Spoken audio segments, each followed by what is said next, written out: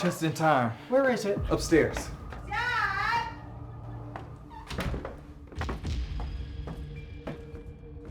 What is that thing? Its nasty wipes are everywhere and it stinks. That's a clog. See them all the time. When you put flushable wipes in the toilet, you feed the monster. They combine with other sewage in the pipes and become the clog monster. Don't feed the clog monster. If it's not toilet paper, don't flush it. That's it. Let's go. Come on. Let's go. Hey!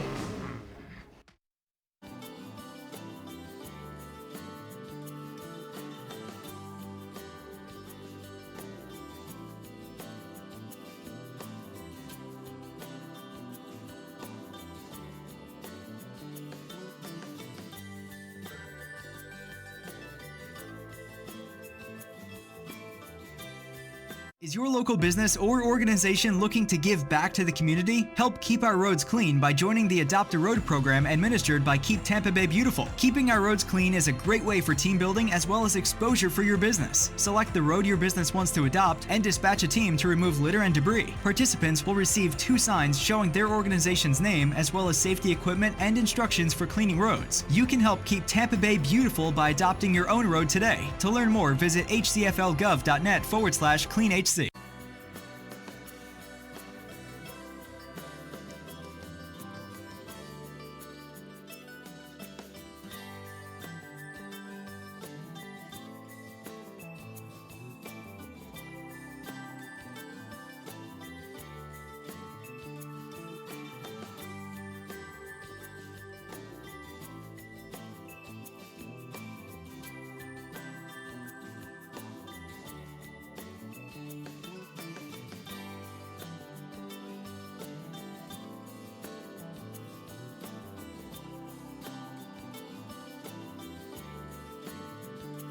So let's say that Tim here was returning to his vehicle only to find it missing.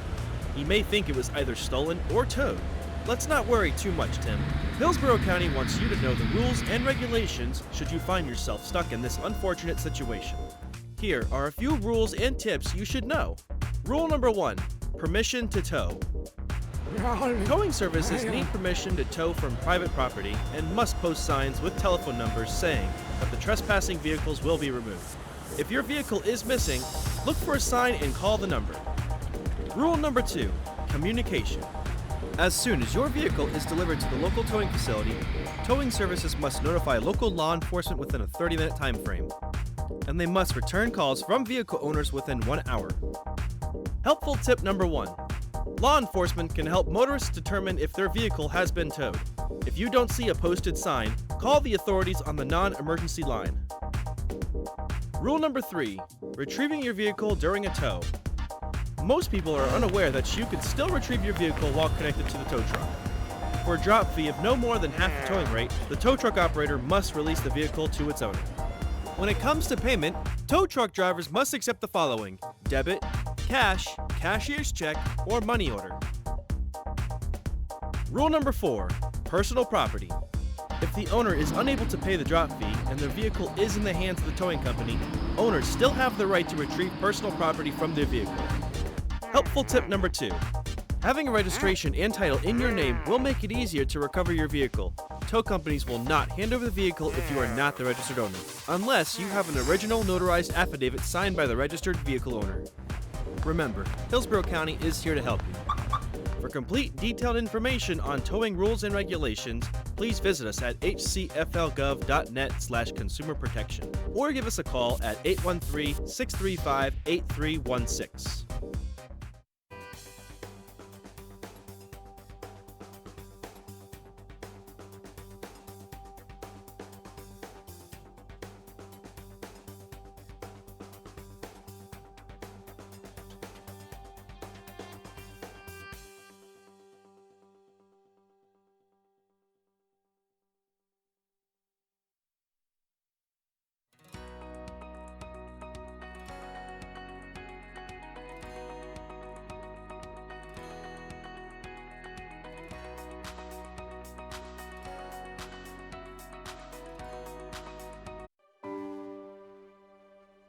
You know what I like about my morning commute?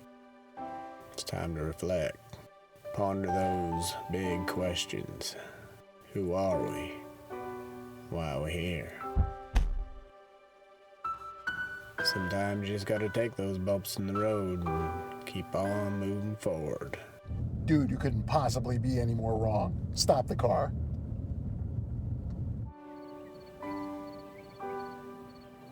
That's deep. Like me. I can respect that. Dude, it's a pothole. I could report it to Hillsborough County right now as a customer service request. Just choose your service and select the issue. Your browser pinpoints the problem, and you can add any important information and even take a picture. It puts Hillsborough County at your service 24/7. Well, all right.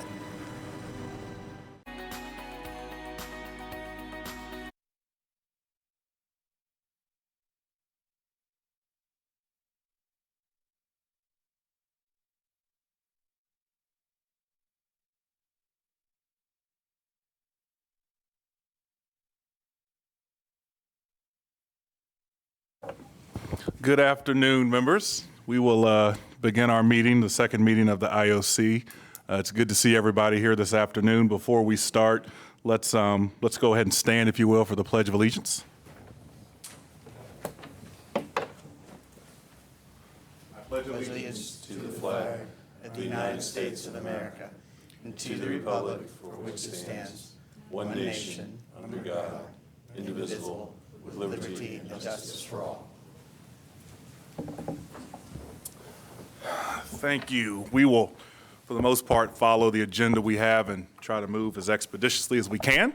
So for section number 2, we're going to have public comment. And if there are members of the public who would like to come and address the committee, if you will come up to the lectern there and give your name and where you're from, and limit your comments to 3 minutes, please. We will take public comment if there is any. I know there's one. All right. However order you want to go, come on up.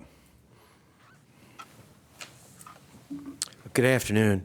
My name is Michael Newitt, and I live in Seffner, and I have worked for my whole history here in Hillsborough County with the environmental community.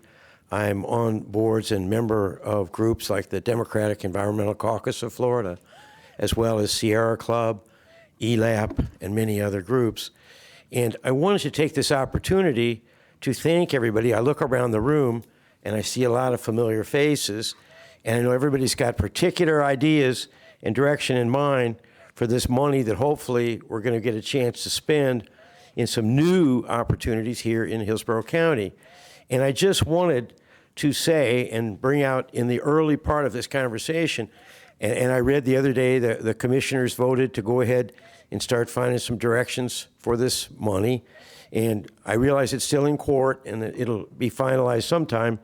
But I just wanted to say that outside of this room and the people involved here, it would be wonderful if some of the money, I saw some's gonna be able to go to like hiking trails and maybe bike paths and pedestrian safety and some other things beyond the concrete roads that usually all the money gets swept into. And it would be nice if some of the wonderful environmental groups that exist and have meetings and work on all kinds of cleanups and water and other things here in Hillsborough County, if they got a chance to maybe participate a little bit in the directions that this money is going to go to, from the South County all the way to the Bay. You know, there's a million different issues that all could use some support. And I know this for one time, we're going to have a pile of money that I would imagine will probably be bonded out. And so, you know, there'll be big pieces going to different directions. And I think it'd be wonderful if, like Sierra Club and ELAP and different people could weigh in and maybe see if they could earmark some of these funds to work on some longer term issues that could have a bigger long-term effect. people that ride bikes, they know where the biking trails are. But if the trails are there, a lot of other people might come. And so maybe if we could work on some of these long-term environmental issues here, not just fixing stuff that is broken, but maybe creating some things that would give us a little bit of a new horizon, I think it'd be really wonderful, and it'll help us all be remembered for something that people really appreciate. Thank you. Thank you. Appreciate it. Stick around. I know we're going to be talking about some of the public input process, so that'll answer directly some of your concerns. Do we have anybody else from the public? Don't be shy, man. You were here practicing when I got here, so. Yeah, I was trying to cut the meeting short. I'm trying to cut my speech short. All right, I'm gonna go really fast. I'm sorry. Give us your name and then go my name's Jose, and I earned my master's urban planning at USF, the master's degree. Last name? Salazar. All right. Now, at this moment, the only thing you really need to know about me is that I don't believe in rebuilding our infrastructure, transportation, car. It is time to redesign. I also know that the bicycle transportation building and maintenance is far less expensive than the car transportation building and maintenance. Now, before I go on, I want to let you know I watched your first meeting online, and I noticed your committee is struggling to find its identity, its role, its differences compared to that of the Planning Commission, so there wouldn't be any authority overlapping that would inevitably lead to infighting. This committee is also trying to find its footing when individuals and neighborhoods come here with their needs and wants. I want to let you know this is not an obstacle. This is not a challenge. This is a unique opportunity to change our path about what we're doing or change it away and redesign away from the car.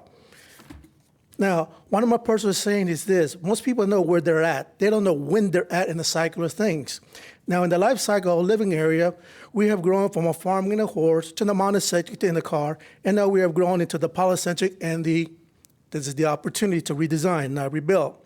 Now, defining the path we're on, our transportation system is almost all car-dominated, congested, and choking our living space in so many different ways. All we have to do is look at the car congestion transportation system in the northeast of this country, look towards Europe, look towards China, and other so-called developing centers. Look past the smog and see that the car is the common problem to all. Now, if you put on your economic eyes and look out the window, you will see a growing economic class and families, individuals who have a car to maintain the job, that maintain the job to have the car. All right, now close your eyes and imagine if they didn't have a car expenditure. Imagine if the city didn't have a car expenditure. Imagine how much stronger this economic can be if there was a true alternate form of transportation, like the bicycle transportation system, a true bicycle transportation. To this community, this is a unique opportunity to change from the path we're on. This is an opportunity to redesign away from the car and build a true alternate form of transportation system. Now, to let you know, Los Angeles, I don't know if it's Los Angeles or the county of Los Angeles, has decided not too long ago to dedicate 100% of its transportation budget away from the car and to build a true alternate form of transportation system. Now, I know what's for me. I will come to you in the future because I already designed a true alternate form of transportation system based on USF, where the students can get up the car and the bicycle and return, be able to go to school almost for free. Now, I have done a survey over there, and almost all of them have said yes, they want it. And now, I do not know if this committee has a vision or mission statement, but if it does, it must state this committee that it knows when it stands in the life cycle of the Tampa Bay living area and know it is time to redesign away from the car. It must encourage transportation answers that are designed to reduce the car population, and a lot of problems will disappear. Now, tonight, think about this before you close your eyes for the night. In redesigning, you do not need more money. All you need to do is redesign it away from this old way of car transportation, which costs a lot more money, towards a new way of a bicycle transportation system. Now, we're heading towards what we are doing and avoid what we're heading towards what we're doing, like other cities are, with the same problems. Now, remember, the bicycle transportation system is far less expensive than the car. I'm trying to let you go, sir, but you got to wrap it up. I'm sorry. One sentence. That's it. All right. Thank you, by the way. Now, I want to finish with this. We're not inherited this world from our ancestors. We are caretakers for our future generations. Thank you. Thank you, sir. Appreciate it. All right. We have any other public comment? Very quickly, I just wanted to say, Give us your name. I'm sorry, Bonnie Newitt, and I live in Seffner, Florida. I just want to say, sort of as he was saying, this is an opportunity, and I hope that we can use this money to get cars off the road.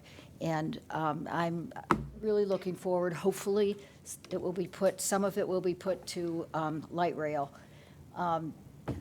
coming from Chicago, I grew up there. I just know, everybody depends on the light rail, and there are, a lot less cars on the road because of it. And I know some people are not so much for the light rail, but I've seen, I've been in an environment where it's made all the difference in the world. And I'm also from the environmental community, and we just need to get cars off the road and make it easy for people. And so I'm just pushing light rail. Thank you. Thank you.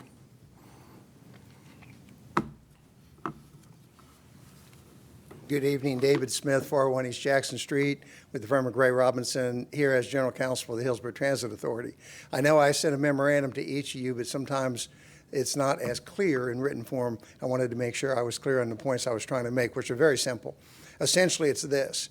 Since we're in litigation, I want to make sure this body makes a clear finding when it makes a finding with respect to the plans that are submitted to it. And I apologize, you have eminent counsel who's probably going to tell you the same thing, and you also have eminent counsel on the board.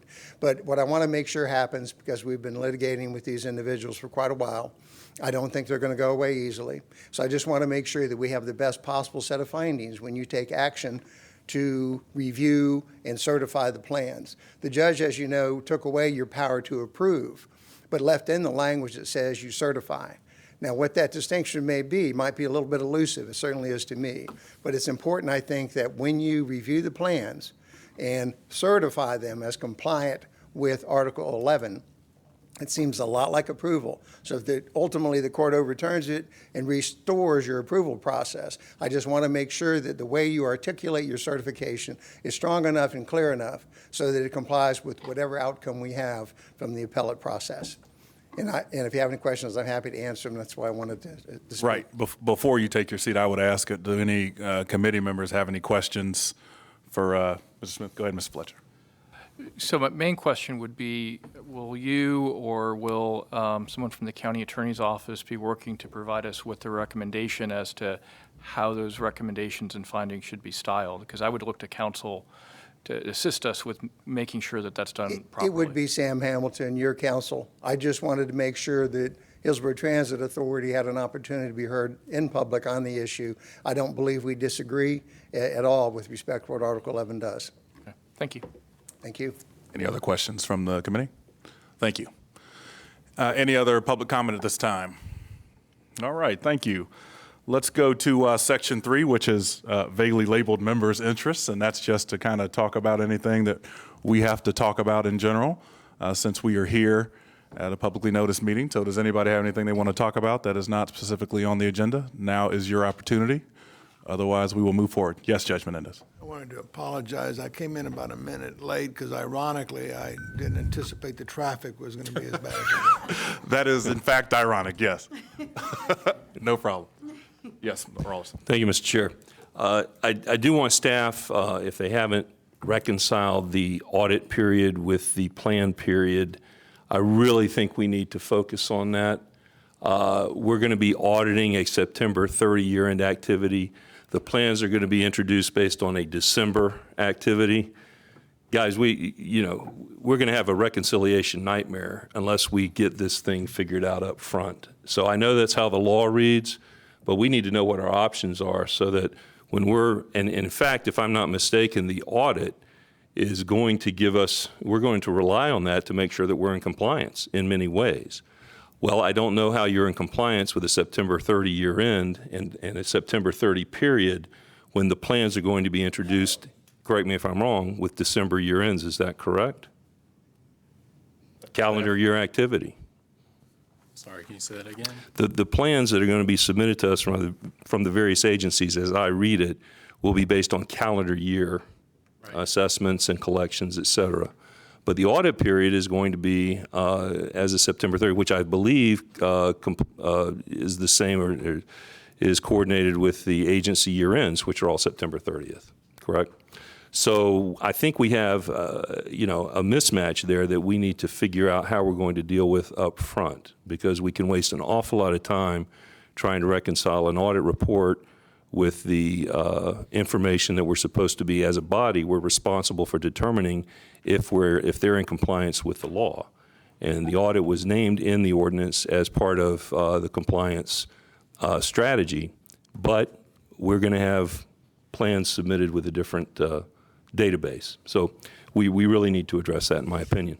We reached out to a representative from the clerk's office and asked if they'd be willing to give a presentation at this meeting, actually, and they declined. They said that they weren't prepared to make a presentation to the committee just yet, but they offered to present at the following meeting, which would either be the October meeting or possibly waiting until January. I don't know if this seems like this is an urgent matter, so I can try to convey the urgency and ask if they'd be prepared to come next month. Do you think that would fit in with the timeline? Thank you, and Mr. Chair, if I may, I'm certainly open to listening to other members of the committee and their thoughts on this. If they think I'm missing the boat on it, I'm certainly willing to listen to that, or if they have a solution to it. But I do believe that it could be a pretty good roadblock or speed bump that we may run into down the road. So just want to try and circumvent that. Thank you. I don't know if any other committee members have it. I agree with you, and let's make sure that staff works with you to get that done, but I don't think it's a light request to the clerk's office. I think this has to be done so that we can be in compliance. Quite frankly, that's how I feel about it. I don't know if anybody else feels any different. Yeah, Mr. Fletcher. No, I would agree wholeheartedly. I'm looking at the charter language. It does put this within the auspices of the clerk to provide that work and hence figure that out, I think. Thank you. Any other comments under members' interest before we go to approve the minutes? Yes, ma'am. Chair. Yes, I wanted to clarify. In the last meeting regarding the form, I asked for some history behind projects that have occurred in that area, and I'm not exactly sure. I wanted to explain my intent behind that. Which form are you talking about? I'm sorry. The form for the proposals that we're going to be reviewing. My reasoning behind that was when the referendum went before the voters, it didn't earmark or it didn't have any specific projects or timelines or items that were deliverables. So it's kind of open-ended, and my intent is to ensure as a committee, if it's within our power, that the funds that are being generated are in addition to funds that should already be part of the budget, and that these funds are not used as an alternate source of funding for current projects. Okay. I'm glad that issue was brought up. I was maybe going to wait till our next meeting, but I do have that same concern. I think that the voters, this was in addition to money, in my opinion, that the county already set out, $800 million for transportation improvements, not for them to take projects and try to make them fit into this criteria and use this money for that. That's what again, the reason I wanted to be on this committee is I think this is a once-in-a-generational chance. The voters sent us a specific message. Whether I like it or not, we need to do what they asked us to do and not allow that to happen. So I think that's an issue that's going to come up. And we may not have the final word on that, but I think it's something that we need to be aware of, and I think it kind of undermines. I don't want this to be like the state lottery with education. I think that would be bad. People had confidence in us, and we need to make sure that these issues are discussed. I appreciate that. It's better that we talk about this now than when we get down the road. That's an important distinction, and that's what this committee is ultimately going to be operating under, how we feel about that. So I'm glad that came up. Yes, Judge. Is that something that we can get a legal opinion from the county on? Yes. If that's what you would like, we can certainly make that happen. I would request that we do that. Yes.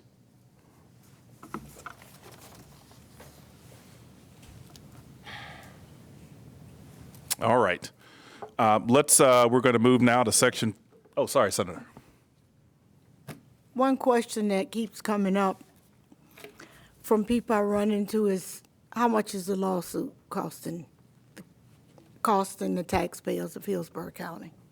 I got that question as well. Do we have any staff that can answer that question in the room? No, we don't. Let's see if we can get an answer to that by the next meeting. maybe. I've been asked that question several times as well. Any other comments? All right. We'll now move to section 4 on the agenda, which is the approval of the August 27th, 2019 minutes. If you will review those minutes in your packet, and when you are ready, I would ask for a motion to approve the minutes as they are corrected here. I have a correction to make. Okay. Okay. Sorry to bring up old wounds, but I voted against Mr. Fletcher and for Mr. Shaw. Sorry. We certainly need to correct the record. So I'm just concerned that maybe whoever did minutes had us people mixed up or something. So I just wanted to be. We'll make that correction. Thanks, Dustin. I have 2 points. One was that point, and if I recall correctly, Mr. Hunter made a nomination, which I seconded, of Mr. Fletcher. Mr. Fernandez then made a nomination of Mr. Shaw, which Ms. Joyner seconded, and then we voted. And it says here I voted no on something. I never voted no for anybody. I merely voted in favor of Mr. Fletcher. I didn't vote against Mr. Shaw. I don't think anybody in here voted against anyone, and it would seem to me that the wording of that in the minutes is somewhat misleading and I think inappropriate. And I'd like to see it changed to reflect that it's who nominated who, and then the 8-5 was the vote, and who voted on the 8 and who voted on the 5. I don't think anybody voted no, either against Mr. Fletcher or against Mr. Shaw. So I would like that corrected. And then a very minor point on the first page. There's a misspelling of my name. Manual is a book, not my name. It's E-L, not A-L. We will reflect those corrections. I agree. Thank you. We even had a little statement about that when we were actually doing the voting, because no one voted no. I remember this discussion, so we'll fix that in the minutes. Yes, Mr. Fernandez. Thank you, Chair. Following up on the judge's comment about spelling of name, Johnny probably did this just to make sure I was paying attention. In the section of the minutes where I nominated Mr. Shaw, I think you referenced me as Hernandez rather than Fernandez. Oh, I didn't do the minutes. Okay, so whoever did it, if you could just correct the name change back to the F, I'd appreciate it. Let me make sure that I have all these correctly. So Mr. Lemke voted for Sean Shaw. Bob Hunter nominated, Mr. Hunter nominated, whom was it? Mr. Fletcher. And Judge Menendez, you seconded that. You'd like to correct that.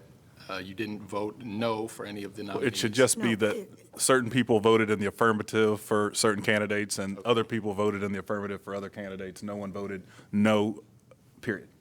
Right? Yep. Correct.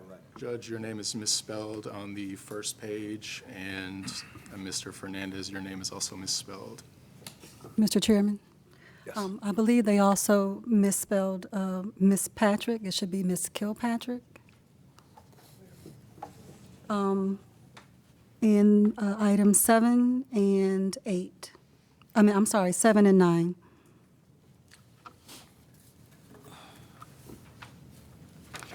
Yep. Page 2.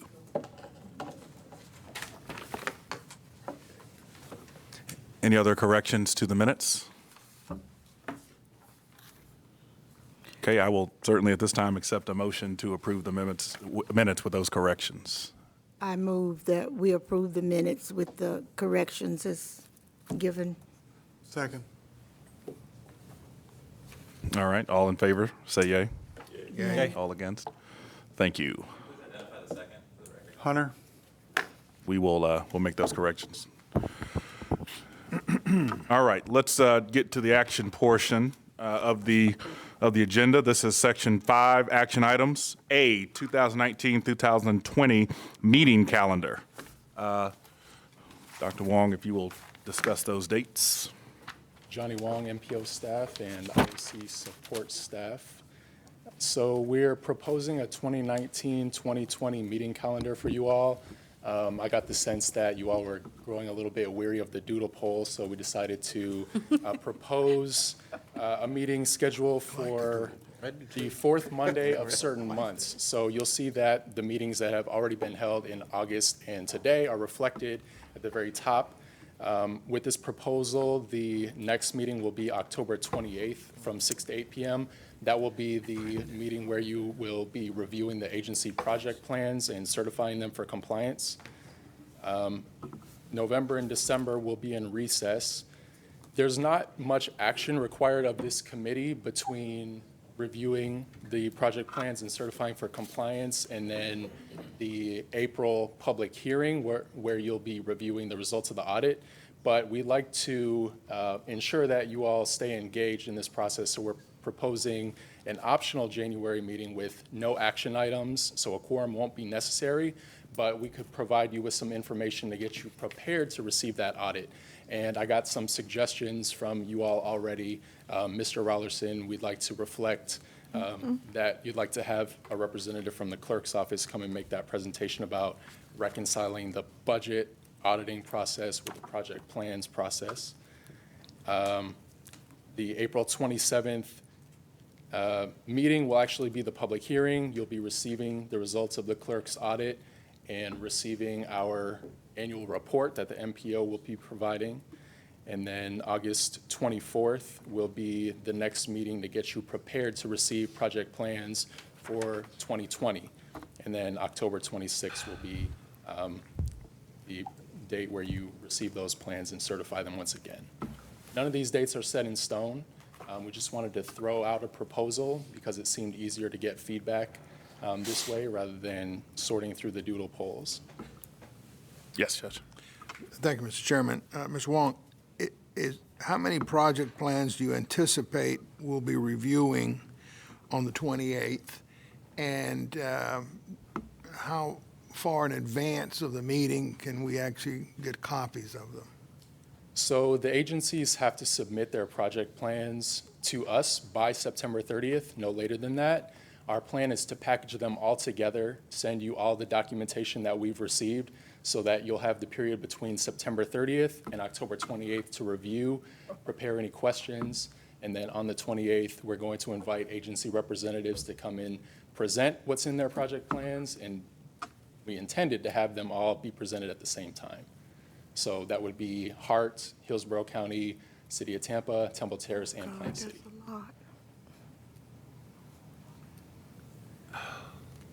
I'd like to know if you consider any alternative date other than the 28th of October.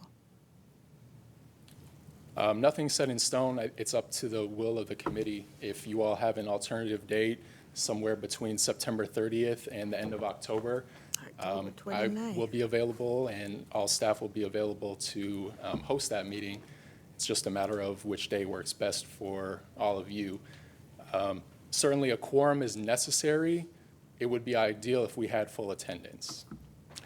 This is a new process, obviously, because we haven't existed before, but the time of the meeting on the 28th and the number of projects, do you have any general sense of how that meeting will go, how long it will be, how many projects will be submitted to us, anything like that? We've reached out to all of the jurisdictions and asked them to limit their presentations to about 15 to 20 minutes. That's a lot to cover in that short amount of time, but since you all are volunteering to serve on this committee, we didn't want to eat up a lot of your time, certainly not on a weeknight. But if you'd like to extend that, that's a possibility.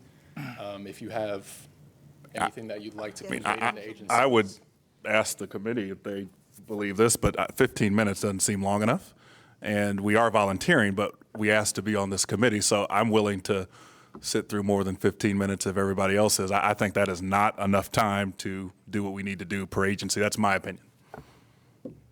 Yes, Ms. Fernandez. Thank you, Chair. Johnny, I would definitely echo that sentiment. I mean, I'm concerned and I appreciate your concern for our personal time, but it just seems like potentially a lot of work is going to be crammed into that 2-hour period, and how we could possibly get that done effectively, I can't imagine. My question really, though, is about the follow-on. We aren't, by the timeline projected in the referendum, we aren't required to provide our certifications at the conclusion of that October meeting and go away forevermore, right? We have a period of time in November and December during which we could review those and take action.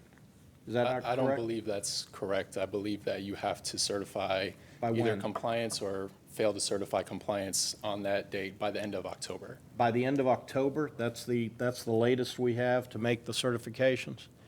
Sam, you have a clarification?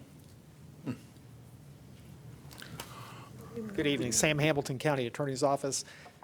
There is nothing specifically in the charter language or the county ordinance with respect to the date you're looking for. That being said, when you read the document in its totality, setting aside the first plan year, given the litigation, what can be inferred, although again there is nothing specific in the charter amendment. What can be inferred is, since it's talking about a plan year that commences January 1st, and it also says agencies have to submit plans by the end of September, you have that 3-month window. So in theory, yes, if you wanted to have meetings October, November, December, logically to meet within that window, if you will, it would be by the end of this calendar year. Although, as I said earlier, there is nothing specific in the charter amendment that speaks to, by some date you have to approve it. But again, by inference, it would be by January 1st. So that's one of the things that we're left to kind of make up as we go along and establish our own precedent by culture. Is that fair? Yeah. Okay. Well, my only suggestion is that we may want to identify some potential dates in the trailing months, November and December, where we would have meetings, perhaps of a workshop nature, to go over items that have presented to us in projects that we may have additional questions or issues about. Right. So that we're not forced into a corner in that 2-hour window in October. Right. Apologize for that error. No, that's. We're all going to make them. Working through it, Mr. Fletcher. Just a couple thoughts. One is there is a 30-day window, but it looks like that's for just plan amendments. It's not for the original plan approvals. So I guess that's just, we will have some timeframes at some point, but this initial one, I don't think we do. I would be interested more in figuring out what our process is going to be in reviewing them. That would help us understand how much time we're going to need to do that. I tend to agree wholeheartedly with everything that's been said about timing. I'm not sure really what we're going to be doing. So is it 2 hours? Is it 4 hours? Is it 2 hours per agency? What will we be doing? And like you said, maybe a workshop to start would be better. Any response to that? Yeah, I just wanted to make one point of clarification. The language that Mr. Fletcher referred to, though, that 30-day for amendments, was actually part of the language that was stricken by the trial court. So and it's also unique that language is included, that 30-day window, but there is no corresponding time frame within which plans have to be certified by this body. But again, that language, at least for the time being, is not part of the charter. Mr. Hunter? I just wanted to bring up, we keep talking about us reviewing this. I don't know if we know what we're reviewing from the standpoint that what are we going to be, what are the jurisdictions, and we're going to have to receive something from you. A list of projects. We need an explanation from you so we can make a decision. Is it, for example, will it be a list of projects that have gone through a series of public input and public hearings that have been prioritized with funding sources, and it's coming from a jurisdiction, and we're going to have it from the 4 governments and HART, and we'll get all 5 of them submitted to us that evening, and we're going to say, okay, or we're going to pull them out and continue discussing what? Reprioritizing what's already gone through a public hearing process, or what? I can't speak to the prioritization process that each of the municipalities. They have their own, but it'll be explained to us. That's right. They each have their unique prioritization process and criteria that they look at.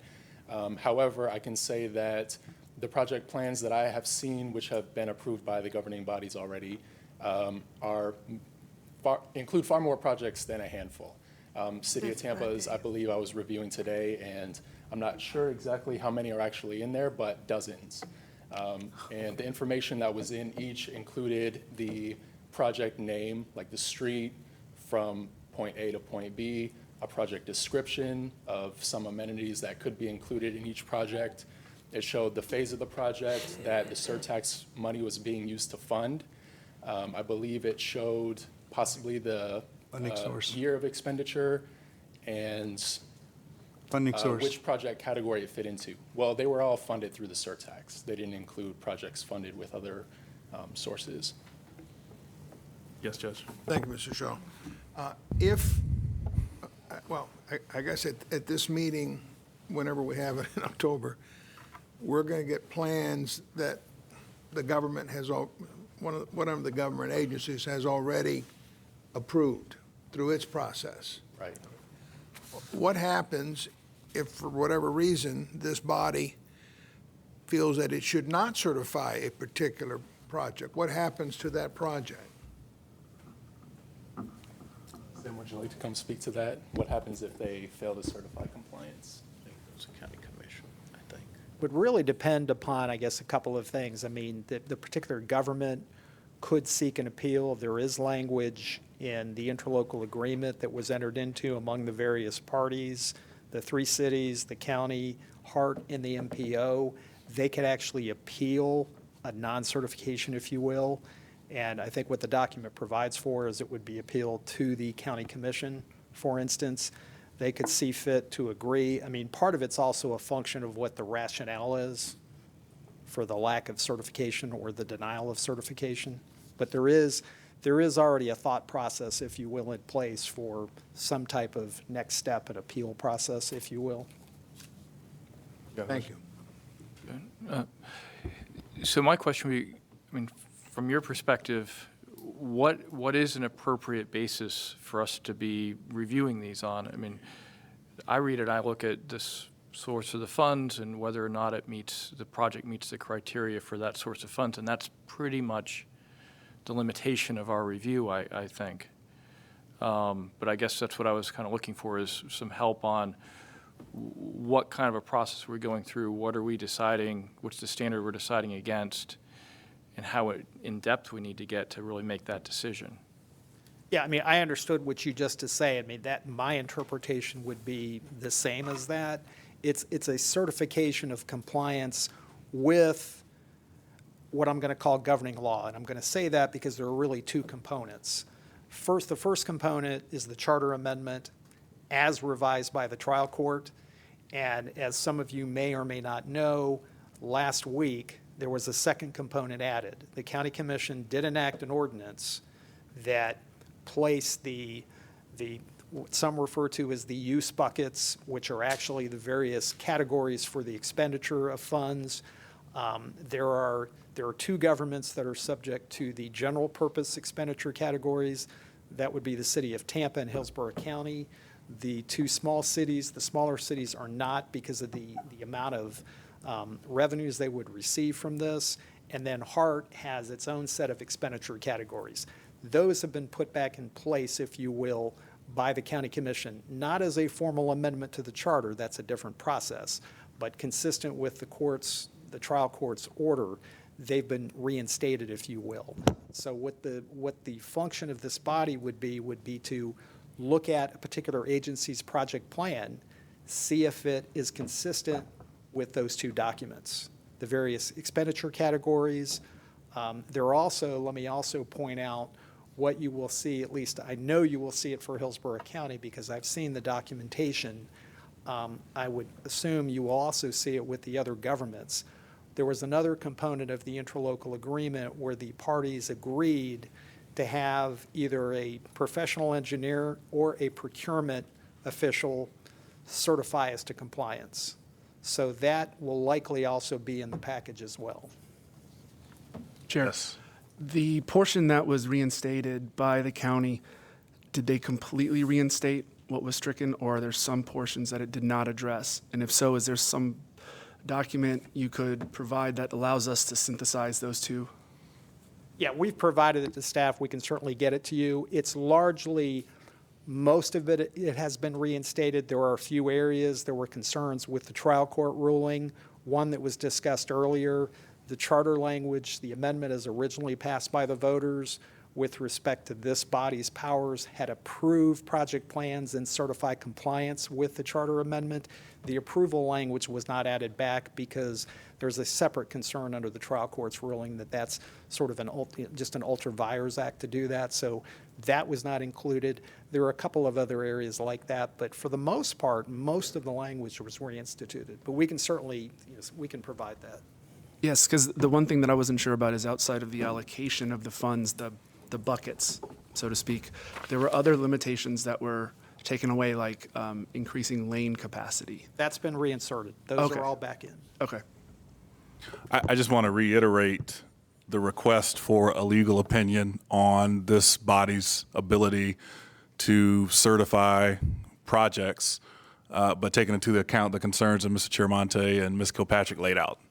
Because that's a big hump that we need to either get over or not. But we need to see that laid out in a legal analysis because that's going to affect our decisions on each of these. So I would make sure that we get that in time to apply that at this meeting. Yes. Sam, do you feel like you've got enough clarity on the request from the body on that issue? I think Judge Menendez actually kind of asked for the legal opinion on that question. So. Okay. Now, we were talking about the, oh, sorry. Yes, Mr. Ross, sorry. I wasn't really asleep, but I'm trying to understand what law are we operating under currently? Is it the court's recent decision? Is it the original act? Or what law right now is governing this body? It's really a composite of two documents.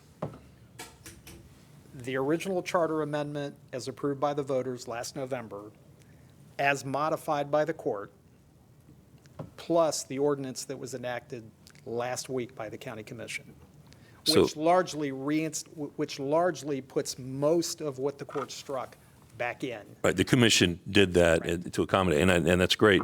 Right. So the court's decision is the most recent legal guidance that we have to follow. Is that correct? Okay. July 7th or 8th. I don't have the document in front of me. Thank you. We were talking about calendar gates. Let me ask if this suggestion is one that would be acceptable. At the October meeting, we could listen and receive information, and then at a meeting sometime in December, we could take action. Is that something that would be acceptable to the committee and a way to kind of stretch this out a little bit so we don't have a 6-hour meeting? What about November? Or November. But I just, the two meetings is what I was really getting at. One where we receive the information in October, and then another meeting sometime in November or December where we actually take action. Is that okay? Yes. I have a follow-up. Oh, go ahead, Arthenia. We don't have any idea of how many proposals we're going to get. And I was thinking that maybe we need to have 2 days set aside to hear the presentations. I was going to ask for some historical data, but as to how many one could, in the past, how many have come before to be approved. And it just seems to me that based on what Mr. Wong said, and all the ones already, how can we and be informed enough to listen to all of this in one setting? And so I'm thinking one day 3 hours and another day 3, and if we finish early, we finish early. And I appreciate your concern, but let me tell you, those of us who have been in public service know that it takes a lot of time away from your personal life to be able to do this. But if you're going to be effective and do a good job, then you commit to taking the time that's necessary. And this is an important issue, and the public is really gung-ho about it because everywhere I go, it's something related to transportation. So I just want us to give it adequate time. And this is new. You know, I was on transportation in the legislature, but this is a whole nother game. And I just think that I'm going to need time to understand, as I assume some others may need. Let me follow up on that, Senator Joyner. So you would ask for 2 days to receive the information and a day to make a decision, right? Yes. Okay. Okay. Did you have a question, Mr. Fernandez? Well, a comment, I guess. First, I associate myself with Athenia's comments. I absolutely agree. I would much rather see us overschedule than under, Right. I guess is the point, and the point that both of you are making. I could easily see the October meeting turning into a session where mostly we are being inputted with information from the agencies, and we have very little time really other than in Q&A to get into the weeds. And November could be a time, perhaps as a workshop even, where we could go back through those and do what we need to do in terms of our own committee questions and answers, and maybe even ask members of the agencies to come back and supplement or answer additional questions, and then schedule a December meeting that would be for actual action and certification. And if we happen to get our job done early, as Arthenia says, and we can get it done in November, so be it, Thanksgiving and all that stuff. But at least we've allowed for it to happen. It's our first cycle, and we're going to need, I think, more time. This isn't going to be a rubber stamp. So that would be my request. If what you're suggesting is an as-needed calendar, I don't know if that's allowed, but my impression right here is we're all feeling like we don't know. We don't know what to expect. It might take us less time than we expect. It might take significantly more. I, for one, I'm free to meet as many times as people wanted. But somebody said earlier that what we're doing right now is setting a precedent. And I think for that reason, we should be very methodical and cautious, and I suspect all of you feel the same way.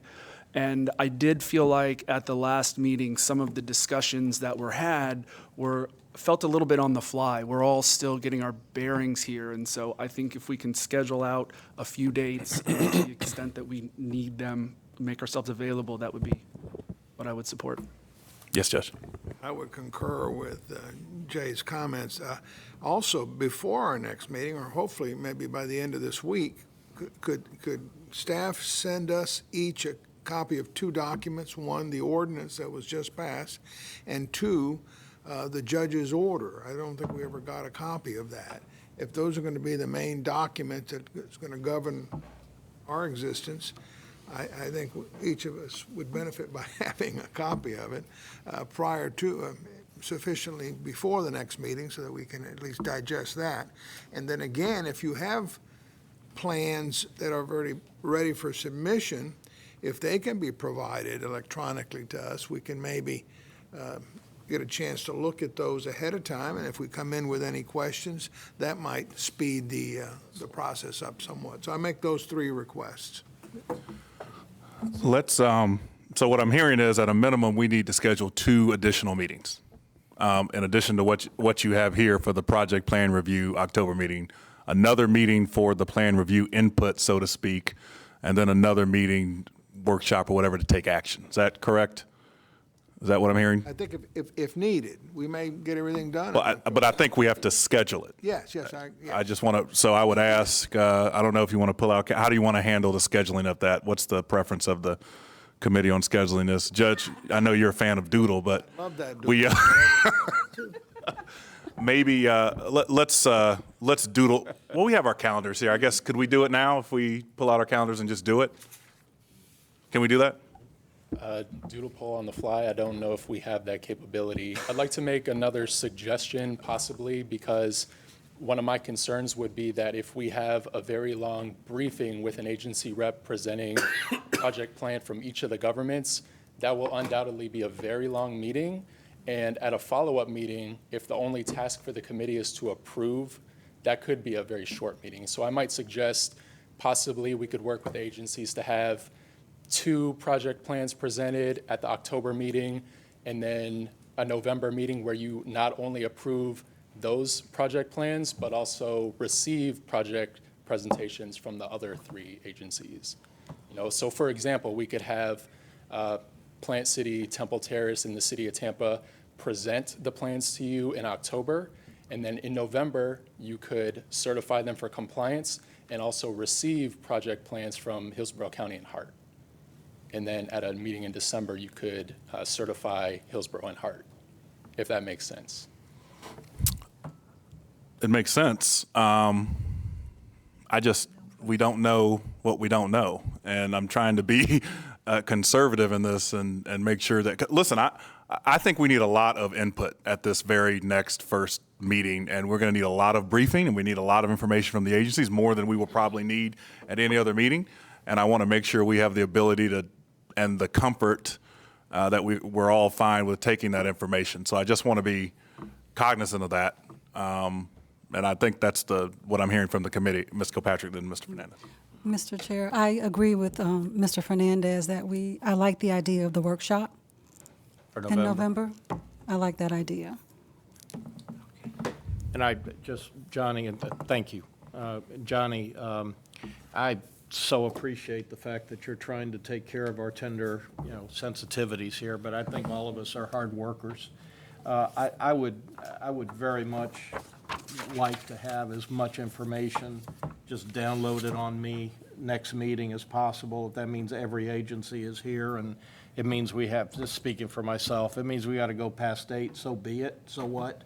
This has been going on a long time, and this is where the rubber meets the road. So let them come, let them download whatever they have, and then let us process and deal with it in November in a workshop setting.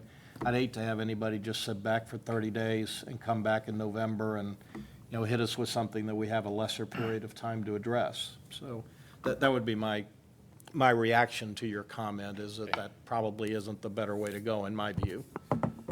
Yes, Mr. Brown. Since we all do not know how long each one of these presentations are going to be, we could maybe ask them timelines, rough timelines, but in that next meeting, we could just stay as late as we need to. I mean, instead of 2 hours, it could turn into 3.5 hours, okay?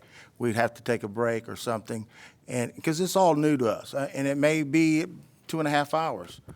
We don't know, but at least we'll get it behind us, and we'll know going forward. Yes. In addition to that, one thing that I would like to see is if the agencies could explain to us why they think they comply, because we're ultimately not just determining whether people comply or whether the agencies comply, but how to determine whether the agencies comply. And I think if we have an explanation from them explaining why they think they comply, it would help us go about that. If the committee likes, we could budget and ask you all to prepare for a 4-hour meeting. And if within that window you get the level of detail that you feel you need to certify the plans in a 3-hour time limit, then we get an hour off. If that helps, we could plan for a 4-hour meeting in October, November, and December. What is the date of that 4-hour meeting? Well, my suggestion would be to plan for 4 hours. On this 28th? October 28th, a date in November, and a date in December. That would give you enough time to host a proper workshop where you could really interact with the agency reps, ask any questions that you want, and I could coordinate with them ahead of time to prepare with some materials that might help illustrate the significance of the project. I just want to make sure we're clear. So you would be asking for a 4-hour meeting on the 28th or so, and then an additional meeting scheduled in December? Is that what you're saying? Well, if you'd like to over-allocate time, we could do a 4-hour meeting in November and then another one in December. Okay, I think we're talking about 2 additional meetings, right? Yes. Okay. December. I mean, I think that's what I'm getting the sense the board would like to see, 2 extra meetings. If we don't need it, then fine. Mr. Chairman, Yes, I have a conflict on the 28th. I was going to get to that. If I can't be here that day, then then I think I will have missed so much until I would almost be ineffective. You would never be ineffective, Senator. You're going to have to schedule these. You're going to have to figure out how to get us together for these other 2 meetings. Does anybody else have a problem with the 28th of October?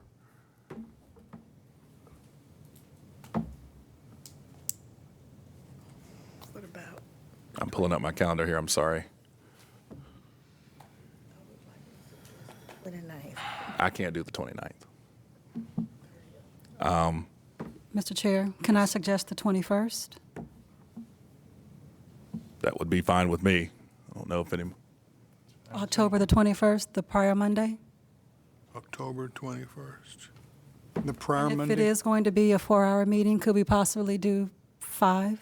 yeah, we'll try to Instead of start. 6? Yeah, I mean, I don't want to be here till 10 either. Let's see. Calendar. How's the 21st for everybody first? Let's see if that works. That works for everybody? Okay, can we have the October meeting on the 21st? Starting at, And what, can we start it at 5? 5 to 9 p.m.? Yes. Does that work for everybody? Yeah. All right. Thank you. and the 28th. Is that right? No, we're moving the 28th to the 21st. Okay.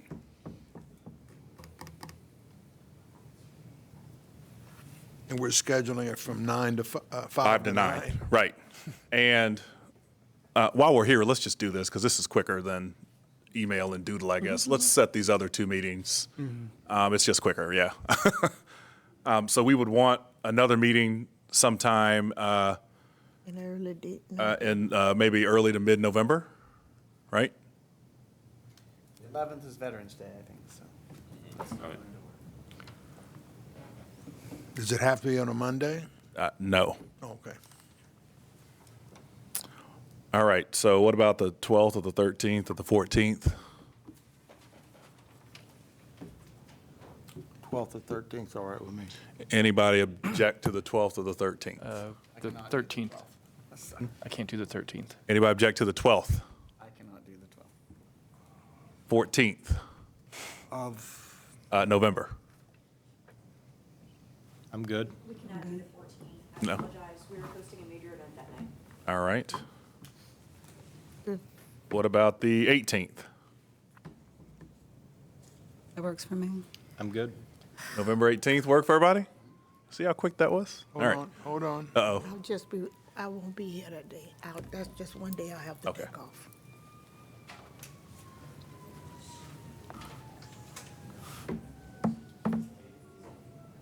Same thing, 5 p.m.? Yes, right? Is that a definite, the 18th? I'm waiting on Judge Menendez. I mean, we can push it back in the week. Okay. Okay, November 18th is the November one. Thank you. This is much simpler than Huh? Doodle. It's okay. You can? Really long doodle. You cannot? Okay. Okay. You can't 18th do is out. Monday. 18th is out, okay.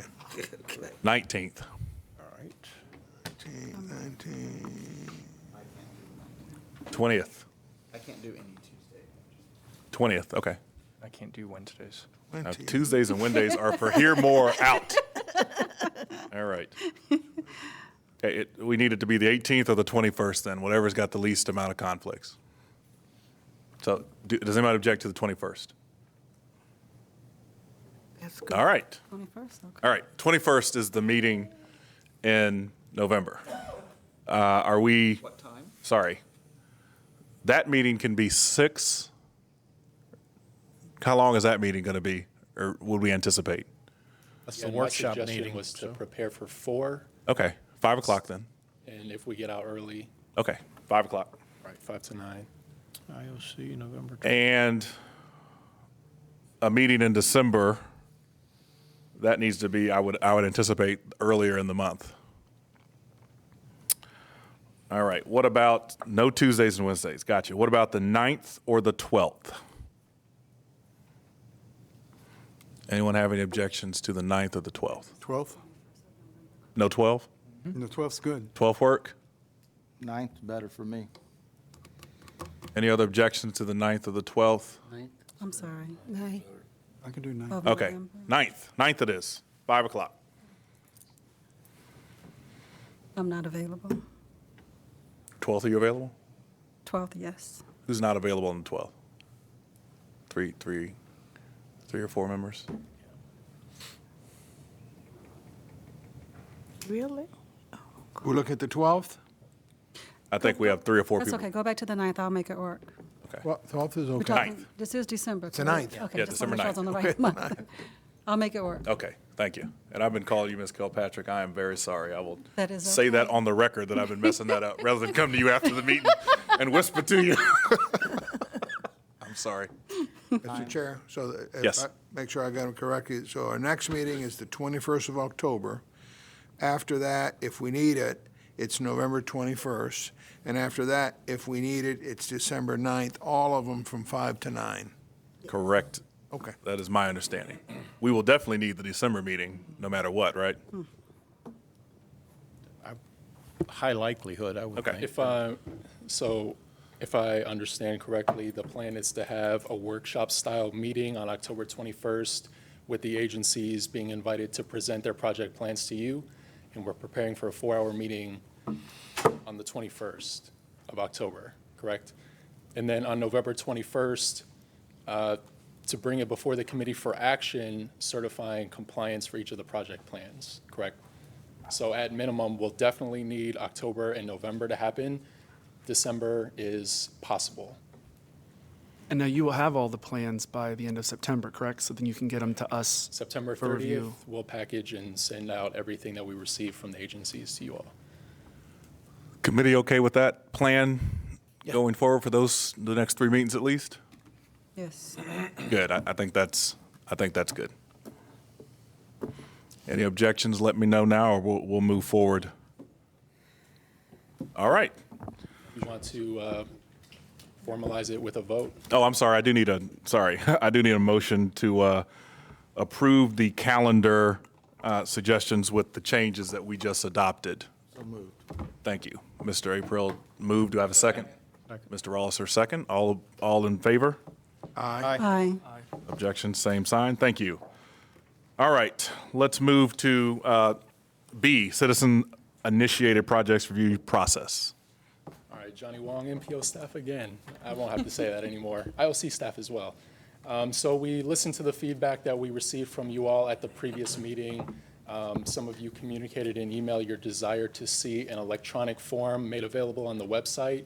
So we presented a draft submission form for your approval.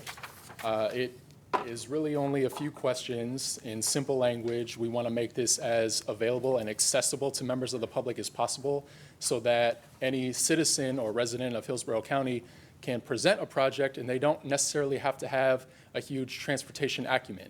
We want to make this something that your average citizen can participate in. So the first question is to ask them which of the following categories best describe the project that they're proposing, and we've listed off the project categories that appear in the governing law.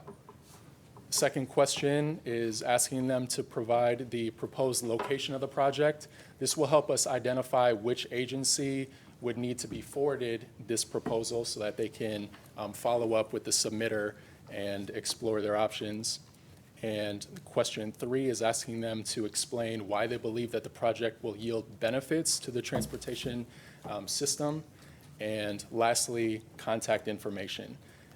We also have some language at the bottom specifying that filling out the electronic submission form isn't mandatory to present projects. The alternative option for them to present projects to you all would be to attend the April public hearing, which is a mandatory hearing for you all, and they could leave a public comment basically providing the same information. We'll get their contact information at that meeting, and then we can connect them with the appropriate agency to take it from there.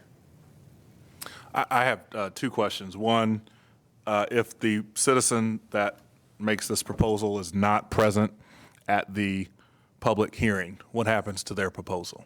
We would, well, assuming that they get in contact with us to make it known that they have a proposal, we would ask that they either give us the information and we could fill out the contact or the submission form for them, or we direct them to the website so that they could fill it out themselves. We'll then package them and provide them to you in your agenda packet prior to that April public hearing so that you'll have some time to review ahead of time. It is not a requirement that they personally present this to us at that public hearing, is what you're saying? No. If they submit it only through electronic form that you see on the web or on the screen in front of you, we would not require that they attend that public hearing or the town hall meeting, as we called it on the calendar. Either or would suffice. And we're accepting these on a rolling basis. I assume that anything that we take action on by or at that public hearing will be in time to be given to the other agencies for them to include in their respective plans. Right. We're going to receive project plan or project proposals on a rolling basis. We're hoping to kind of use that April public hearing as a punctuation period so that we can collect everything that we've been provided over the previous calendar year, and then time that with agency budget processes so that if they want to move the project forward, they don't have any delay. Okay. We have any questions from the committee? I have a question. Yes, ma'am. Ms. Kilpatrick. So what would our role be when it comes to reviewing those submissions?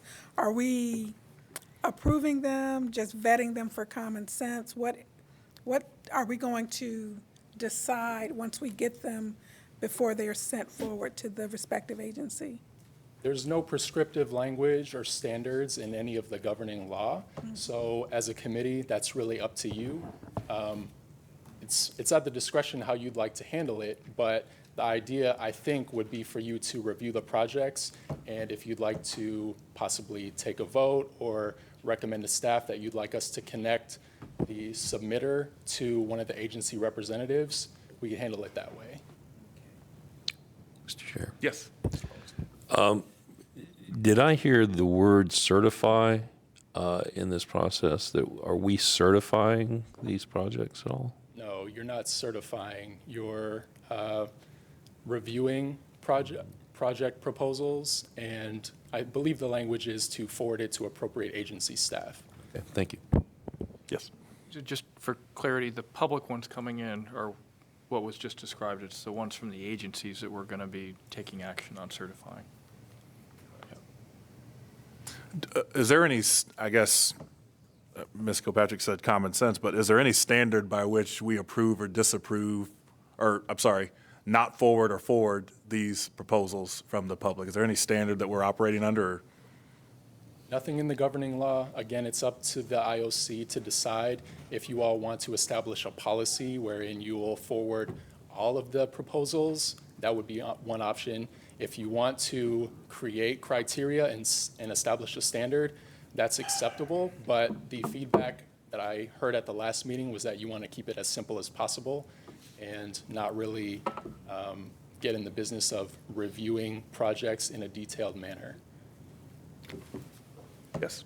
Okay, I think we have a lot of agencies that already do that. I would not want to see this agency become a duplicate of that. I mean, it does need to go to the jurisdictions for them to look at. If they did decide they wanted to move forward with a project, obviously something else would have to come out.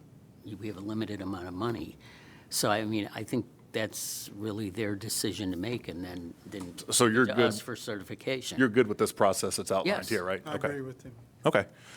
Well, if there's no questions, I'm good with it. I just want to make sure that that's good. I guess, do you need a motion to approve this process? That'd be great. I would, Make a motion that we approve this process and this form for public suggestions. I'll second that. thank you. That's been properly moved and seconded. All in favor? Aye. All opposed, same. Thank you. That was Ray Shermonte. All right, let's move to category 6, item A, transportation projects overview from start to finish. Ms. McKinley, MPO staff. All right. Hi there. Good evening. Sarah McKinley, MPO staff. Tonight I'm sort of going to go through an overview of the life of a project, as well as how we developed our Imagine 2040 plan, sort of how we came to those buckets, and then what our possible next steps could be. This slide is depicting sort of a project's life from start to finish. We have our first phase, which is our planning phase. This is where we look at our comprehensive plans, our long-range transportation plans, and find out which projects to look at to sort of support the goals and objectives within those plans. These are largely longer-term plans, and then we also have the planning level studies. So this is probably the phases our staff could help lend support, especially when looking at some of those projects that are submitted by the citizens. The next phase is when we sort of look at programming and funding of those projects. So we look at whether or not it's monetarily feasible, and also if it's implementable. And then look at what is the cost for that, and sort of match it with eligible funding sources that we have available to us. We also, it's very important that you fund it based on a time frame, so including phases and fiscal years that are going to be needed to move that project through the entire lifeline. The third line there is what we call project development environmental. It's really the design engineering phase. It's where we look at sort of what is going to be the project. We get into the construction plans. We also look at environmental impacts. There's a lot of stakeholder involvement as well as public involvement overall. And then we also get into identifying whether or not right-of-way is needed for a project. The fourth category there again is getting into that right-of-way. So whether or not there is land acquisition required, if with that will also be appraisals needed, if there's any relocation assistance, and then also demolition of any structures. These are could be as little as right-of-way needed for a sidewalk up to larger projects. Then we get into construction, just as what it is. It's overseeing each of those projects, making sure that they're constructed properly, as well as performing regular inspections throughout the project. And then maintenance. Maintenance is sort of the one that nobody really thinks of, but with every project that we move forward, there's also a maintenance agreement that there is going to be an agency or jurisdiction that will maintain that project. So that sidewalk, that bike lane, any sort of technology infrastructure that's included, that they will maintain that through the design life of the project. We've got a question, Mr. Fernandez. Thank you. Sarah, please mark your spot. I know you're in the zone. I'm sorry to interrupt you. I'm sorry, I'm just trying to connect dots here. Is the message you're delivering to us that this is the project development process that each of these funded agencies would be going through before they deliver a package to us, say, for example, next month, that Plant City would have done all this, or Temple Terrace would have done all this? Who's doing this, and how does it affect our work? So pretty much this is a summary of any transportation project through its lifeline. They all started a planning process somewhere. They move into programming, when is it going to be funded, and then you design the project, get it ready for construction. If you need that right of way, you also acquire that. Then you get into the construction, and then you have your maintenance agreement. So any project, even the transportation alternatives projects that we bring in through the TIP priority process, which I was going to speak a little bit on the next slide, sort of each of those transportation projects we get goes through this lifeline. You don't just pick a project and construct it. It has to go through each of these steps. So it's sort of just an overview to get you familiar with when you start seeing projects come in. Some of the projects, the city of Tampa might have already done design in-house, so they might have it programmed for a construction phase. So just so that you know, this is sort of the overview of what each transportation project goes through. And then when you start seeing those plans and you see those phases identified, know that that project started off here and is somewhere in this process. Does that make sense? Sure. Just to follow on that, Yeah. so when a project comes to us for funding, it could be really anywhere in there, or I guess anywhere before construction. Correct. Yes. All right, this is sort of an overview of, as MPO staff, the plans that we work with. We have, first of all, our long-range transportation plan. This is sort of our 20-year outlook. It identifies sort of our program-based projects as well as our major projects. What does MPO stand for? Sorry, Metropolitan Planning Organization. Okay. Sorry.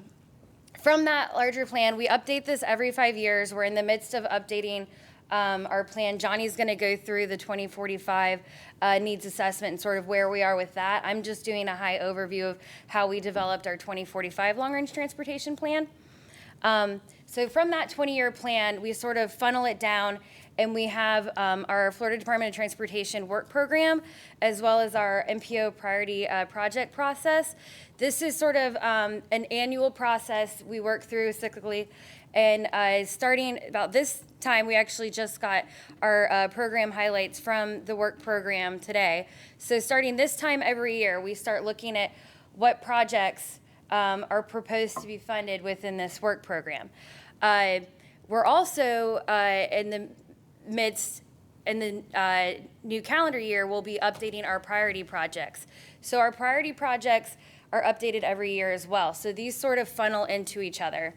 While that is going on, each of the local governments are reviewing and updating their local capital improvement programs. And so that's largely the projects that they have set today. So this was sort of our current funding that was mentioned at the beginning of the meeting. So those set projects. Now, in addition to that, they're creating these new project plans. So these are continuing to be updated every year. And then from that, it funnels into what's called our Transportation Improvement Program. And this is our 5-year work program that looks at the comprehensive list of all the projects and all of their phases over the next 5 years. And the projects from this committee will be worked into that so that we're not only showing the FDOT work program and the local projects for the capital improvement programs, as well as the projects that are certified through this plan. So this is sort of an overview of our prioritization process that we came up with for the Imagine 2045 Long-Range Transportation Plan. This was the first time that we moved our LRTP into sort of performance-based planning. Those first 4 programs up there are tied to sort of the buckets that we all refer to. We have our preserving the system. This is maintaining our transit state of good repair, as well as making sure our bridges are in good repair, and our resurfacing projects. We then have our reducing crashes and vulnerability. This looks at total crashes, bike ped crashes, as well as the vulnerability that we are to any major storms. Our next category is the minimizing traffic for drivers and shippers. This sort of is looking at technology to help relieve congestion, as well as increasing reliability in the network while decreasing delay or travel time overall in the network. We then have our real choices when not driving. This is looking at expanding our bus service as well as our trail system. So here we're looking at sort of a density rating of population and job density, trying to increase accessibility within the network, especially for those that don't have a car or have access to a car. And then our last program there is our major capacity for economic growth. These are the capacity projects looking at new through lanes, as well as major interchange, and also fixed guideway transit. And so this is looking at overall congestion in the network and how to relieve that. Excuse me, so you're saying that that was a priority list, meaning I should interpret that to be major capacity projects as the lowest priority? Yeah, I was going to get into that next slide. I'm sorry. So how did we come up with how those are organized? Because yes, that is the sort of queuing that we use when looking at our project prioritization. So this sort of breaks down the percentages of what we heard out of our Imagine 2040 Part 2 public outreach. And of this, the preserving the system overall had the lowest sort of low ranges for funding. We asked basically, would you fund each of these categories at high, medium, or low? And then took those percentages from the public outreach we got and sort of helped us organize those into the order they're in. So as you can see, preserving the system was at 16% low and the rest high and medium. So that sort of became the first criteria we look at, to making sure that we can not only have our system up to date overall, but filling in the backlog that existed. Reducing crashes became the next category. Again, this is looking at all of our safety projects, as well as our vulnerable to storm facilities. And when Johnny goes through the 2040, there will be a little change where we've decided to move vulnerability into the preserving the system, but you'll see that as part of his presentation. Our next group was the minimizing traffic for drivers and shippers. This is our using technology, so signalization improvements, ramp metering, sort of looking at how we can integrate technology into our network to sort of help. It's more of like thinking smaller cost, bigger bang for your buck kind of projects, rather than just relying on high costing capacity projects. And then the final program there, it was sort of split 3 ways over between the high, medium, and low, and that became our real choices when not driving category. So as far as what you get with these categories, again, we were able to take the funding revenues or forecasts from that 2040 plan and look at the percentages that people wanted to fund each of those programs and sort of apply these high and medium funding levels to them. So preserving the system, we're looking at bringing our resurfacing down to an average age of 17 years, as well as bringing our bus fleet back to age. We're looking at reducing crashes from 21 to 50% with this, as well as preserving our major roads in a major storm. This was looking at sort of a medium to medium high level funding for the reducing crashes. And then the last 2 buckets, we were able to spend or fund at those high percentage levels, looking at 17% improvement to our intersections and 10% decrease in delay. And then funding our trails network, as well as increasing our frequent bus service to 46% of the population and jobs. Mr. Fletcher. Can you go back to, Yep. yeah. What do these criteria have to do with our mandate and our review criteria? That's my question. I'm getting there how, based on our plan and based on what we're looking at for the FDOT work program and how that the buckets that you look at do apply to what we've been doing in our plans, and then Johnny's going to get into the allocations more as part of his presentation. So, I think they apply, I just think they're in a different order. As I read the charter, we have a different priority than this is listed in. That's. What levels mean? that was refers back to the low, medium, and high. So 3 being high, 2 being medium, and 1 being low. I had the same question as Mr. Fletcher, and I'm not sure I still have an answer to it, to be honest. But So you're talking about prioritizing. Yes. Ours, at least the way I'm looking at it, and I guess it's an important topic for discussion, our role is more of kind of yes, no. It's kind of binary. Are they within the limits, or are they not within the limits of the standard? Well, this is how we've worked in the past with the local jurisdictions on prioritizing additional funds that we're able to prioritize through the work program. So we're just doing an overview of what was done before, and then Johnny's going to go through his presentation. One of the things to take away from Sarah's presentation might be understanding why certain projects would be selected to be included in the project plans. So Sarah and I are both MPO staff, and what we look at is not any set of projects that are specific to one of the cities or only the county or only Hart. We look at all of the projects across all agencies across the county, and we try to evaluate what the benefits would be countywide. So we're able to look at a project and say, this is a good project because it costs this amount of money, it has this amount of benefits, and they accrue to this group of people. So that's kind of the role that we play in helping prioritize all of these projects. All right, let me see. This is just an example of how we do that prioritization. As you can see, we get projects from the county, from the city, from FDOT, and we look at sort of how they would benefit the network and then rank them based on this. This is a list of what we were able to get funded in this last year. So you can see the phases are listed there as well. So looking at design and construction phases for these projects. So again, they don't always come to us at the very beginning stages, and then we work with the Department of Transportation to get these funded.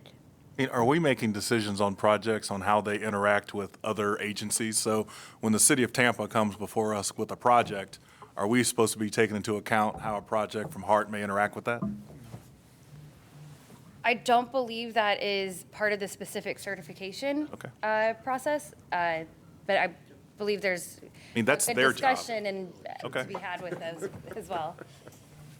This is just again, just to show you how our plans sort of fit in, our program buckets and sort of the breakdown of what the department has funded over the last year. And then we also look at our local agencies. And so as you can see, these align with sort of those programs that you'll be looking at as well, and that it all sort of does align together and fit in with what we've been doing and what you've been tasked to do as well. Again, this is an initial slide just to show you sort of overview again. A lot of the projects you'll probably start seeing at this design and engineering level and then moving forward. Like I said at the beginning, as staff, we are able to help with that planning process as well. So any of those citizen initiatives that you get in, if the jurisdictions wish for us to help, we can provide that initial looking at the planning phases, the feasibility of a project, can it actually be implemented as well. So with any of that, if you have any additional questions, please let me know. Yes. It's more of a comment. I think what you're doing is you're taking all the funding from the many different places and you're putting these projects in some kind of priority. We're just doing one part of this, which is from the sales tax, and I think we need to remember that as we go through this. Right. Any other questions or comments? Thank you. I have a question. Sorry. So how is it going to be determined what projects qualify for the 1% funding versus projects that would fall under an agency's normal budget process? I think that's sort of the legal standing that you asked for earlier, but the agencies, when they present those plans, they are supposed to show which sort of program it falls under, as well as which phase they're asking to be funded. So that's why we wanted to do an overview so that you guys are aware of that it's not just, here's a project we want construction. You're going to probably need to get familiar with those phases of a transportation project as well. So that was sort of why we wanted to give you an overview of that as well. Mr. Fletcher and then Mr. Fernandez. I think part of the question, though, was about the 1% that's earmarked for I guess, planning by the MPO.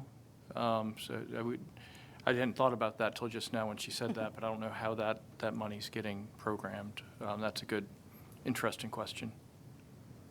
Yeah, I was going to ask that question. I was probably going to ask it of Dr. Wong. There's a 1% administrative fee, so to speak, that the MPO gets, and I was going to ask kind of how that was going to be spent and what the process was and all that sort of stuff. I guess now is the appropriate time to ask that question. Hi again, Not of you. Beth Alden, MPO Director. So great question. The language in Article 11 does not specify a review process for that by this committee. What we have offered to do is to provide a public review process. The MPO has a public document for its planning budget. All MPOs do, it's federally required, because we're actually using federal grants to support transportation planning for all of the local governments here. And so the planning tasks and activities and deliverables are all laid out in this planning work program, which is reviewed by all of the MPO advisory committees and then ultimately approved by the MPO board. So what we have done is to integrate that 1% of the sales tax funds into the MPO planning work program and use that existing process for review of how those funds would be used. Now, all that being said, we're happy to come and talk with you about how we would anticipate using those planning dollars, and it may be that you all hear from members of the public about ideas that you think are interesting and that you would like to ask us to look into, and we'd be very open to that. Let me ask a hypothetical question. I'm going to use HART because that's just the example I'm looking at right now. So I'm looking at the charter, and it says that HART has to do certain things and feasibility studies and all this stuff, and that I'm not a transportation expert. When HART comes before us and makes this presentation, am I to just take them for their word that all this has been done, all this has been met, they've done all this analysis, and am I to just say, well, HART says it's good by the charter, so it's good by the charter, you're certified? And then there'll be an audit, right, to Right. make sure that they've done that. Right. So a year later, there would be an analysis of whether HART had been able to deliver on that presentation that they made. What assists me in my decision-making process at the time when HART comes before this board committee and says, this is our project plan, it meets all the criteria we believe of the charter?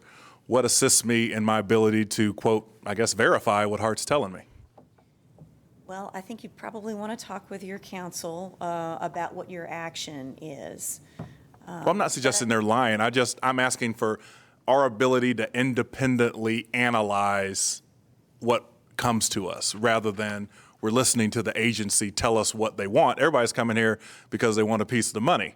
How do we independently analyze what information we're getting? That's what I'm asking. Well, I don't, just friendly advice on this one. There's what you legally have the authority to do, and then there's what you, as a group of volunteers who are putting a lot of time into this on behalf of the citizens of Hillsborough County, what you can do just as sort of your bully pulpit, essentially. So there's an action that you will take that looks at legally what are your powers under Article 11. But for example, if you wanted to ask any agency staff to consider issues that have come to your attention, that's within your purview to do, I think. Maybe Sam could correct me, but. Okay, I'm not picking on HART. I was saying it in context of the charter. Yes, Mr. Hunter. My understanding, if we receive the projects from HART among one of the other four governments, HART and the four governments, that's certified by HART. It's already been certified. Now, if we want, from the question you asked, it to be reevaluated as to whether they're meeting the requirements of the law, we can ask the clerk's office and/or the county attorney's office to look at it. But it first has to go through, in my opinion, the certification by that agency before it comes to us. We can always challenge it, but it has to be certified by them before it comes to us. Right, I understand that. Okay. It was a hypothetical, perhaps inartfully worded. Yes. If you want to go first. Sorry, I wanna ask who was again next? about the 1%. No, go ahead, Jay. Do your thing. I'm very interested. I hadn't thought of it until the question was brought up, but regarding the 1% and how the MPO will spend the money, your response is interesting to me, and correct me if I misunderstand, but the MPO is a planning organization that helps the agencies in their planning, who then fund the individual projects. And how the MPO plans to use the 1% is essentially to continue doing as they currently do, not earmarking that 1% specifically for projects that will be in proposals that the agencies bring to us, but to simply help them or help fund the general work with the agencies, knowing that some of that will then go to the sales tax projects. Is that correct? So there are a number of overhead tasks that you might or might not be thinking about. So there's support for this committee, for example, and paying for HTV and the clerk and that kind of thing. There would also potentially, and I was hoping to talk with you all about this at a future meeting, be public information materials produced about the agency project plans and what benefit those would have for our community. We would probably want to have some support to produce materials. Maybe they're online, maybe they're printed publications. You're required in Article 11 to produce an annual report that would be published in the newspapers and distributed in all of the public libraries. Presumably, you would want that laid out in a user-friendly kind of a way, something that people would find engaging and informative. So that's going to take a little bit of attention, and there might be other types of public information that you might want to produce. Another thing that we're tasked with is data analysis in support of the implementing agencies. So we are intending to build a data sharing platform that would aggregate data, and all of the agencies would have access to it, and then be able to look at things like what are the existing crash rates at particular locations, what is the existing transportation bottlenecks using the latest available real-time data, and create forecasting tools so that you could see what the benefit of those things would be. I'm getting a lot into the weeds here. I was actually hoping to talk about this with you at a future meeting. So the distinction that I was trying to get at, and all that was great, the distinction that I was trying to get at is whether we're talking about trickle-down funding, the 1% starting at the top and ultimately some of it working its way into things that are specific to what we're doing here, or whether it would be directly allocated for these sorts of projects. Because the MPO will assist in the planning of projects that are not within what could be funded by All for Transportation, for instance, lane widening and so forth. So I'm just wondering if it's allocated specifically for the work that will be brought under the sales tax project proposal, or whether it's just generally allocated. It's to assist, there's language in Article 11 that says that this work is to assist the implementing agencies to implement this article. Okay. Mr. Rollison. Is the MPO audited every year? Yes. Is it audited, is it part of a component, is it a component unit, or is it audited independently by itself? I'm not a financial professional. Okay. But there is an audit that the MPO goes through every year. Okay. Thank you. Judge, and then Mr. Fernandez. To show my ignorance, I would like to, I'm just going to, how is the MPO currently funded? What's the source of its funds? Federal transportation grants for planning. That's it? That's it. Just federal grants?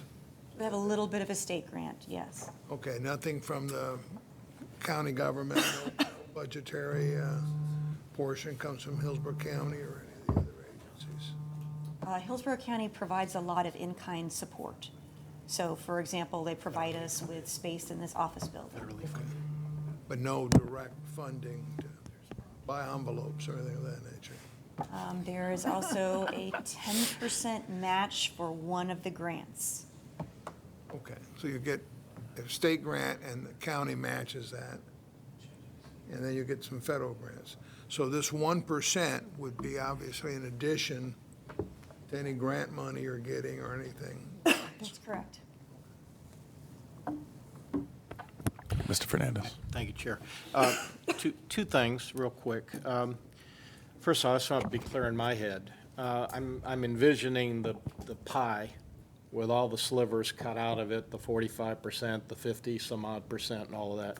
There's that one little sliver of 1% that was to go to the MPO.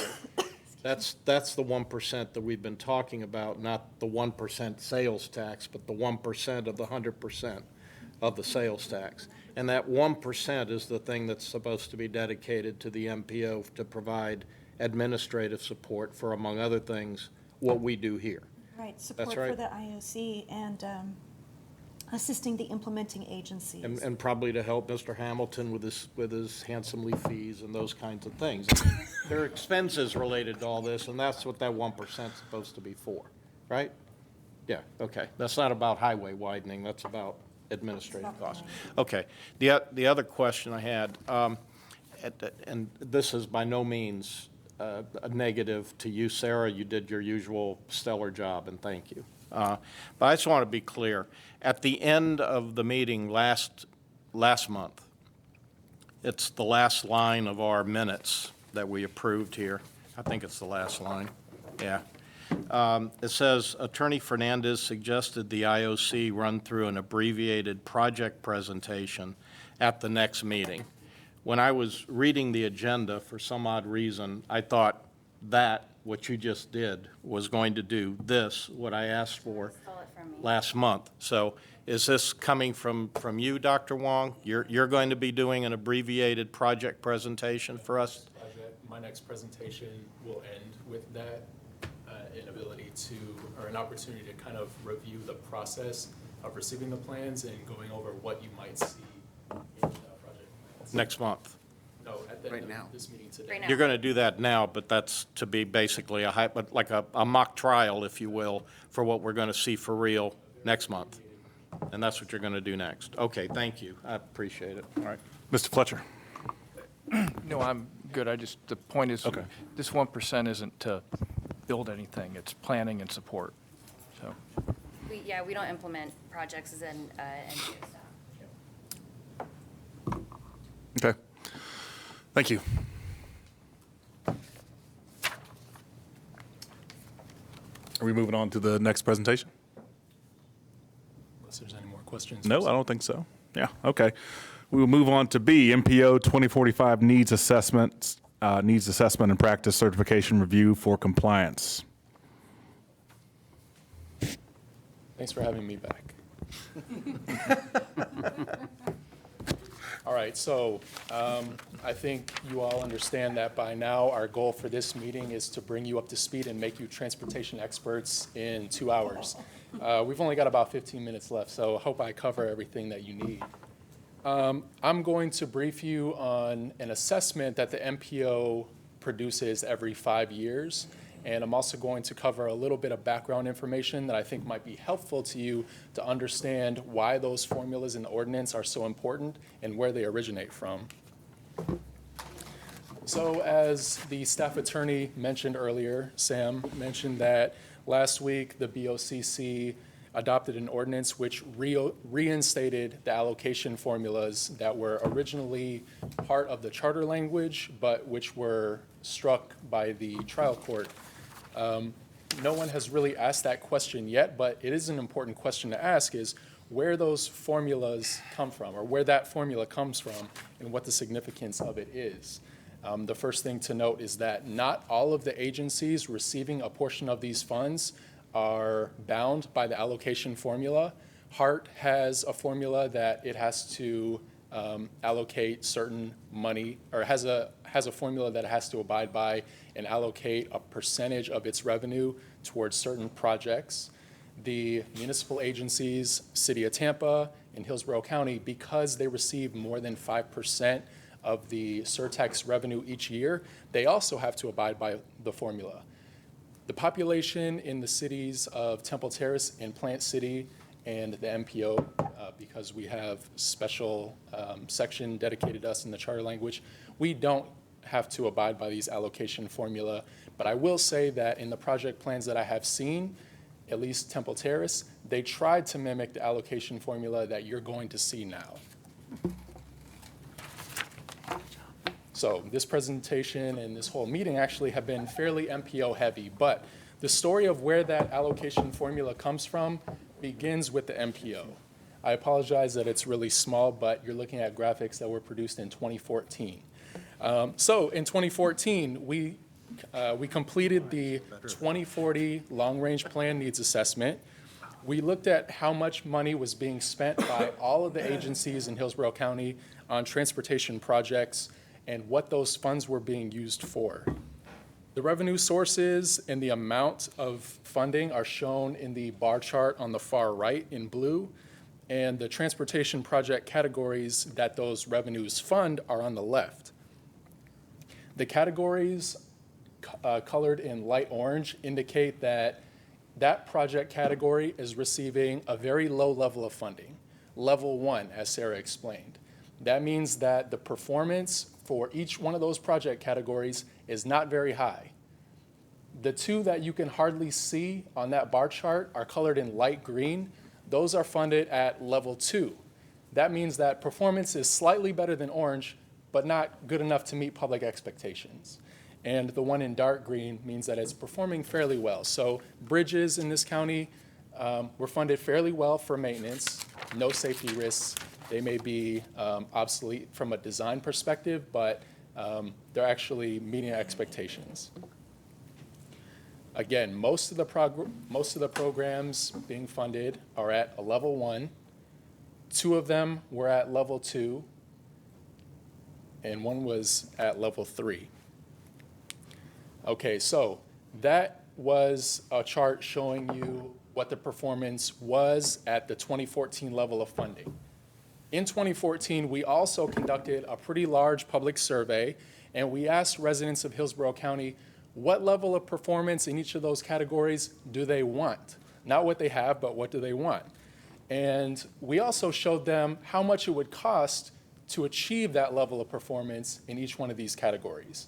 And overwhelmingly, they told us that they wanted a very high level of performance and that they were willing to pay for it. And as we've seen recently, the voters, passed the surtax. With that level of funding, we could jump up, we could raise the performance in each one of these project categories almost to the top tier.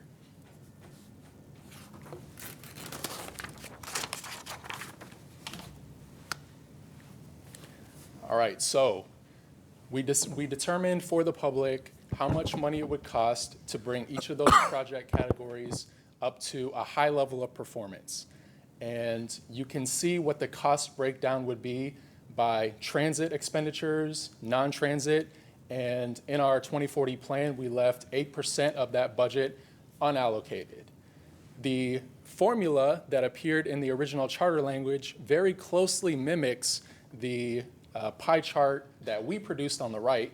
So the pie chart that appears in the charter language is shown on the left, and in that charter language and now in the county ordinance, they're allocating 54% of all the surtax revenue to the county and municipalities so that they can fund non-transit projects.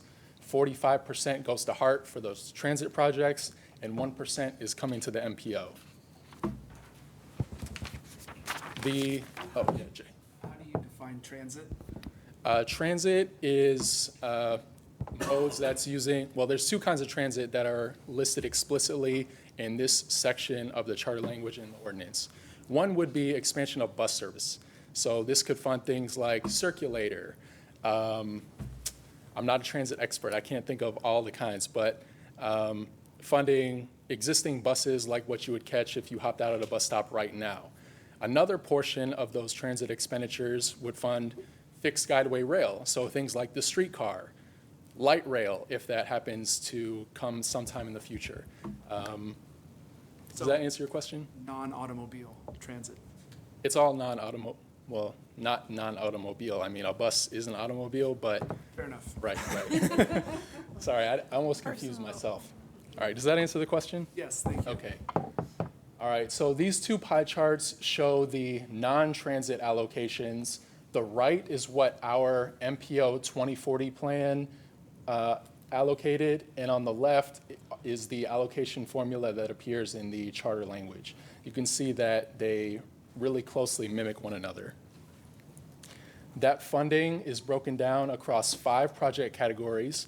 Sarah already covered them, but I'll just say it once again. These 5 categories are maintenance and vulnerability reduction, congestion reduction, safety improvements, network improvements, and then a % of the funds left over can fund any transportation project allowed by law or governing law. And lastly, Jay, to just touch on what we just covered, the transit allocation, once again, in the charter language very closely matches our 2040 plan. Johnny? Yes. Could you go back? I'm sorry, Chair. No. May I apologize?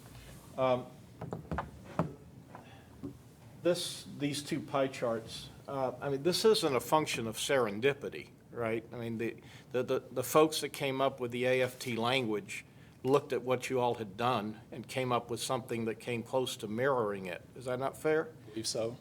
Okay, all right. Thanks.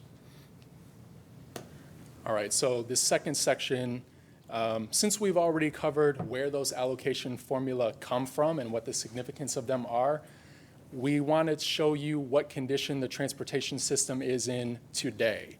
So the last time this assessment was done was 2014, and we projected what the benefits would be at 2014 levels of spending. We just did the same assessment very recently, so this information is fresh and hot off the presses, and we'd like to share with you what the impacts would be, not only of the funding that's currently available, but what kind of result you all can expect from budgeting these projects over the next 20 years that are funded with the surtax revenue. All right, so I won't belabor it. Sarah already covered what our program categories are. The first program category is state of good repair and resiliency. Once again, this looks at maintaining assets like pavement, bridges, transit assets like buses and other vehicles, and vulnerability reduction like stormwater improvements. At the current level of funding, that is the amount of money that's being spent across Hillsborough County today without the surtax, if that funding were to continue over the next 20 years, we'd have a serious deficiency. For pavement condition, if the trend that we see today holds over the next 20 years, 60% of our major roads would be resurfaced on schedule, only 60%. The typical road in Hillsborough County would be resurfaced only once every 28 years, and our standard of good repair, that is like repaving a road so that it's not filled with potholes and damaging your tires and wheels when you drive over it, is 17 years, right? So if the funding trend holds, we'll be 11 years over the appropriate time to resurface a road. However, with the sales tax plus existing spending, all of the roads in Hillsborough County will be meeting the standard, and they'll be resurfaced once every 17 years at least. Yes. This could be a loaded question, but looking at that red, we're talking about resurfacing roads, not building new roads. Correct. And that's the standard that we're going to be judging projects on. We're not exactly proposing a standard for you to judge projects. I think that the information that you should take away from here is the importance of maintaining the existing level of spending and then supplementing that with the sales tax revenue, right? So we know, we've done surveys and we know what the public demands in the way of performance. And the only way for us to get there is to maintain the amount of money that's being spent and then use the surtax to complement or supplement that amount. I guess I'm leading to adding additional lanes for new growth is not. That's not included in this category. That's part of the major projects category, and we have a totally separate process. Wanted you to for say. that. Yeah. All right, thanks. So the second element in the state of good repair project category is maintaining bridge assets.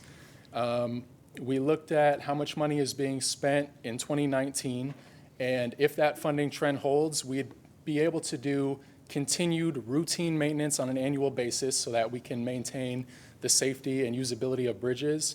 We could also afford one major rehab or replacement. So this is like if a bridge needs structural work, the current funding would allow for one major rehab a year and one minor rehab. With the trend plus sales tax, we could, again, continue performing that routine maintenance, but we could address the backlog of bridge deficiencies by doing 3 major rehabs a year and 11 minor.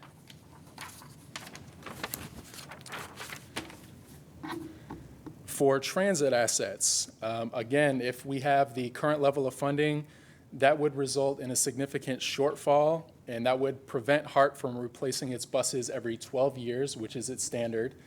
If that funding trend holds over 20 years, it will have a fleet of 202 buses, and 10% of them will be older than 12 years. At that age, we would expect almost 2,100 road calls per year, or 8 road calls each weekday. That means 8 times each weekday, a bus is broken down and is requiring some maintenance. So people are not able to get to their job on time because the bus suffered some engine malfunction. With the sales tax, Hart could expand its fleet from 202 to 283, and 100% of the buses would be replaced on time, and we'd have about half as many road calls. The third element is resiliency to major storms. These are those vulnerability projects. What they mean in real life is stormwater improvements, so drainage, retention ponds, treatments that prevent roads from getting flooded and preventing people from getting to where they need to be. We did a tri-county study recently with Pasco and Pinellas counties, and we found that 20% of all the roads in the county are vulnerable to either a Category 3 storm or sea level rise, high sea level rise, and 11% of the network is vulnerable to a flood event, something that would drop like 18 inches of rain in a couple hours. So that's pretty significant. With the current amount of funding, that's available really only allows the governments to invest in drainage improvements. But with the amount of sales tax money that's coming in, you could do higher order of magnitude projects, things that make a more significant impact, like raising the profile of the road. So if a road is, at or below sea level, you could raise it up so that it's not flooded as often. You could do wave attenuation, like preventing waves from coming up over major roads if it's like a windy day, those kind of things. I'm not an expert on vulnerability, so I apologize for not being able to give you more details. Vision Zero is a program that we created to reduce crashes, especially fatal and serious injury crashes, which are a real problem in our county. I also want to draw your attention to the State of the System report that we included in your packet. That report is something that we do every 2 years, and you can see crash trends over the past decade or so. Over the past 10 years, we have at certain times led the nation in fatalities. So this county was number one, i.e. the worst county to be a pedestrian or to suffer fatal injuries. Over the past 5 years, the county has averaged almost 170 fatalities each year and 1,600 serious injuries. With the current level of funding, although it has increased over the past 5 years, we would only be able to reduce crashes by 15%. So that is positive. We're able to treat about 130 miles of road with complete streets treatments. But with the trend plus the additional sales tax, we could jump that 15% reduction up to about 35% reduction.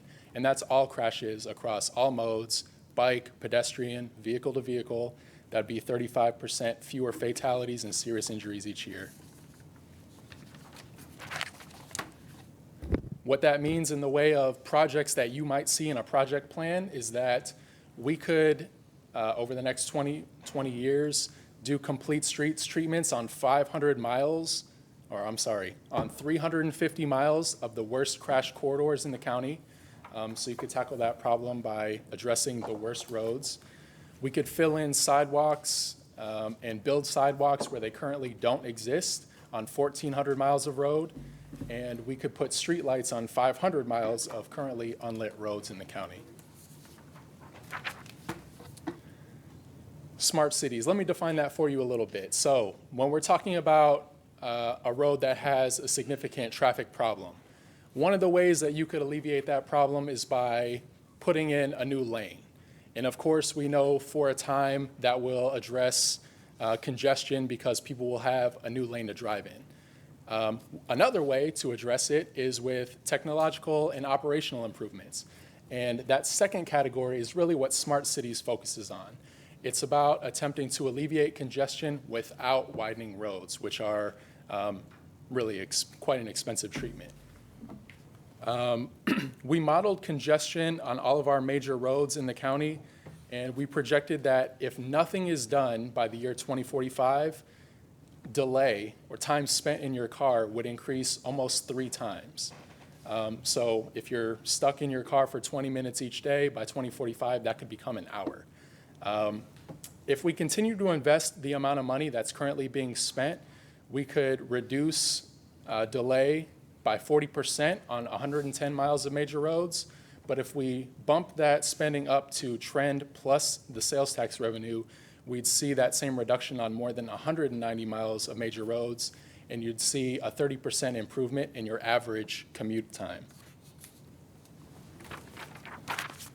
What this means in the way of project plans that you might see are that a lot of the treatments that could be funded with the surtax are closed-circuit TVs so that the traffic engineers can monitor problems as they're happening on roads in real time. You might see intersection improvements that help facilitate better flow so that vehicles aren't stopping unnecessarily and aren't making prohibited turning movements. There's technology that you can put on buses that allow them to hold the green light so that they don't have to stop at a red and then back up traffic behind them. There's also loop detectors that can detect in real time how much traffic is on a road so that the traffic engineers can change the signaling patterns to let the cars move freely. All right, the last program category is trails and side paths. This is also referred to as network improvements in the charter language. If current funding holds at $2 million per year, by the year 2045, 600,000 people in this county will be served by a trail and a side path that allows them to connect to their grocery stores, schools, place of work, within a quarter mile of their home. So that's what we would refer to as good access. We could build 50 new miles of trails and side paths, including finishing some projects like the Upper Tampa Bay Trail, Bypass Canal, Green Artery, and a few others. With the current spending plus the sales tax, we could provide access to more than 1 million people, which will be about half of the county in 2045. And we could triple the amount of miles of trails and side paths and basically build out the entire trail network.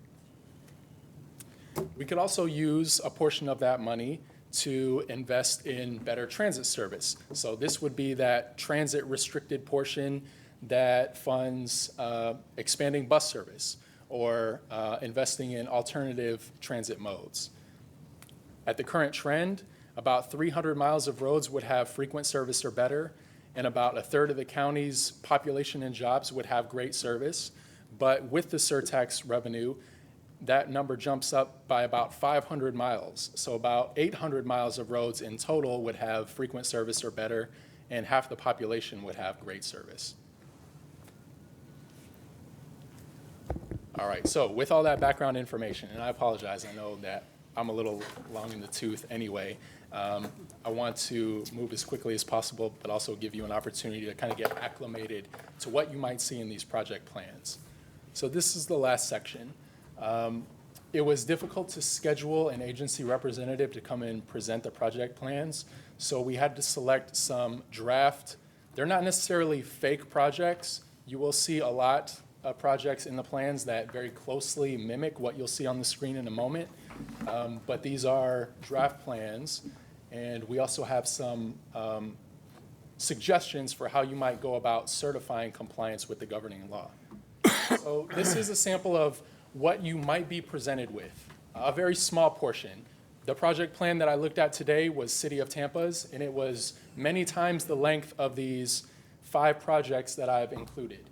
However, on the far left-hand side of the screen, and this is a template that the City of Tampa provided, on the far left-hand side of the screen, you'll see the name of the project, including the road or the trail or the bridge that's receiving a portion of the revenue. And if it happens to be a network improvement or a safety improvement, you'll see A and B points. So you'll see where the project begins and where it ends. Under the description, you might see some language borrowed from a transportation plan or a comprehensive plan describing what kind of treatments you might see with this project. So if you look at the very first project that I have labeled A Street from A Ave to B Ave, it falls under the category of complete streets and safety improvements. So you know that this is a project that they're trying to fund with or under the project category called transportation safety improvements. The description has a fairly long list of what you might see in that project. It could include roadway improvements to enhance safety, multimodal connectivity. There could be roundabouts, sidewalks, bike facilities, crosswalks, or other safety measures. The way that this particular agency had the funding broken down was with about a quarter of the funds falling under the maintenance and vulnerability section. And I believe that's because of that line in the description saying roadway improvement. To me, and you know, I'm not speaking for an agency or anything, to me that means that they're probably going to do some sort of resurfacing. Since they're going to be laying down safety improvements, it makes sense that they would also try to repair the pavement at the same time. When you have, I understand the maintenance, what's the vulnerability? The actual project category title is maintenance and vulnerability. I think it could be an either or type situation. But what is vulnerability? Those would be the stormwater improvements, drainage improvements, anything that reduces our vulnerability to storms or I mean, the charter flooding. says reduce congestion and transportation vulnerabilities. Right, And that's flooding, as I understand it. right, correct. All right, some of the other projects in here that might be funded with a different project category is the second one, B Street traffic signal upgrades. I take it to mean that there are existing traffic signals out there. They may be legacy, AKA old, and they'd like to replace those old traffic signals with ones that can be controlled by the engineers to improve traffic flow. And if that happens to be the case, I believe that that may fit into the congestion reduction program category because that would facilitate traffic flow and reduce congestion. I picked a few others. The second project from the bottom, citywide bike trail. So the project description was to convert existing lanes that are for the purpose of vehicles into a buffered bike trail in an urban corridor for cyclists and pedestrians to use. And if that happens to be the case, that might qualify as a network improvement, which is designed to facilitate bike and ped travel. All right, so one of the steps for certifying compliance could be looking at, are the projects in the project plan categorized correctly? And by that, I mean, are the benefits that the agency predicts from the project falling into the right category? So just quickly reviewing, it seems that they all may fit because the first project could be a maintenance project if they're laying down new pavement, and it could be a safety project if they're doing roundabouts, sidewalks, bike facilities, that kind of thing. The traffic signals, again, may qualify for congestion reduction, and just a spot check for citywide bike trail, that sounds like a network improvement. So that could be a first step for you all to review. The second step. That goes to the question that I asked. If they say it does, then it does. Is that the point? That's tough. I don't know if I would put it so bluntly, but by the time you receive the project plans, they will have already been certified by a professional engineer or a procured specialist who can certify that, yes, the project is meeting the intended purpose or will meet the intended purpose. And also, it will have been reviewed by the governing body. So there are 2 checks at least before it makes its way to you. Okay. Judge. Yeah, on this chart here, do the agencies make any analysis before presenting something to us wherein, let's say, one of the categories, those numbers are how much they're spending, correct? Yes, those are. The 1,800 on the very top, the first project for safety improvements, 1,800.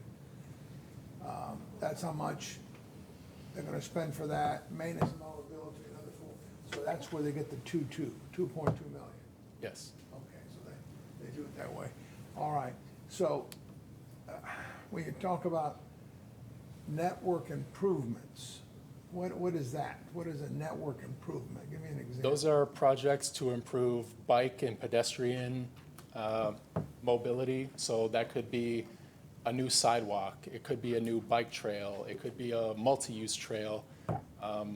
There's some language in the county charter that provides some examples of what kind of project could actually be funded in that category, but those are just some examples. Okay, and if the agency make an analysis if this is a positive for one of the categories, but it could end up being a negative for another category. So you improve the network here with closing down 3 lanes, but you're increasing congestion at the same time. Do we get any type of information as to what they considered in making those determinations, or not, just that, Judge, can you speak into the microphone when you're asking your question? If I turn around. I'm getting asked to ask you to do that. So I think to restate the question, Judge Menendez asked if, for example, there could be one project that has positive benefits in one project category, but that corresponds to a negative benefit in another project category. And do we get that information given to us? I can't speak for the agency representatives, and I'm not entirely certain how that fits into the mandate of this committee. Of the committee. I anyway. think that Those are policy decisions that are beyond us. We're just here to say, okay, this, we certify that this complies with the charter as amended by the court. Right. I think that for most projects, you might see some sort of trade-off across different categories. That's just going to be the nature of the beast. But there are checks on to what degree the trade-offs are acceptable, be that public engagement, feedback from people who are going to be using the facility. That's not in our governing board. bailiwick. That's not in our bailiwick. I don't believe so, unless anyone wants to correct me. Mr. Fernandez, and then Mr. Limke, and then Mr. Chiramonte. Thank you, Chair.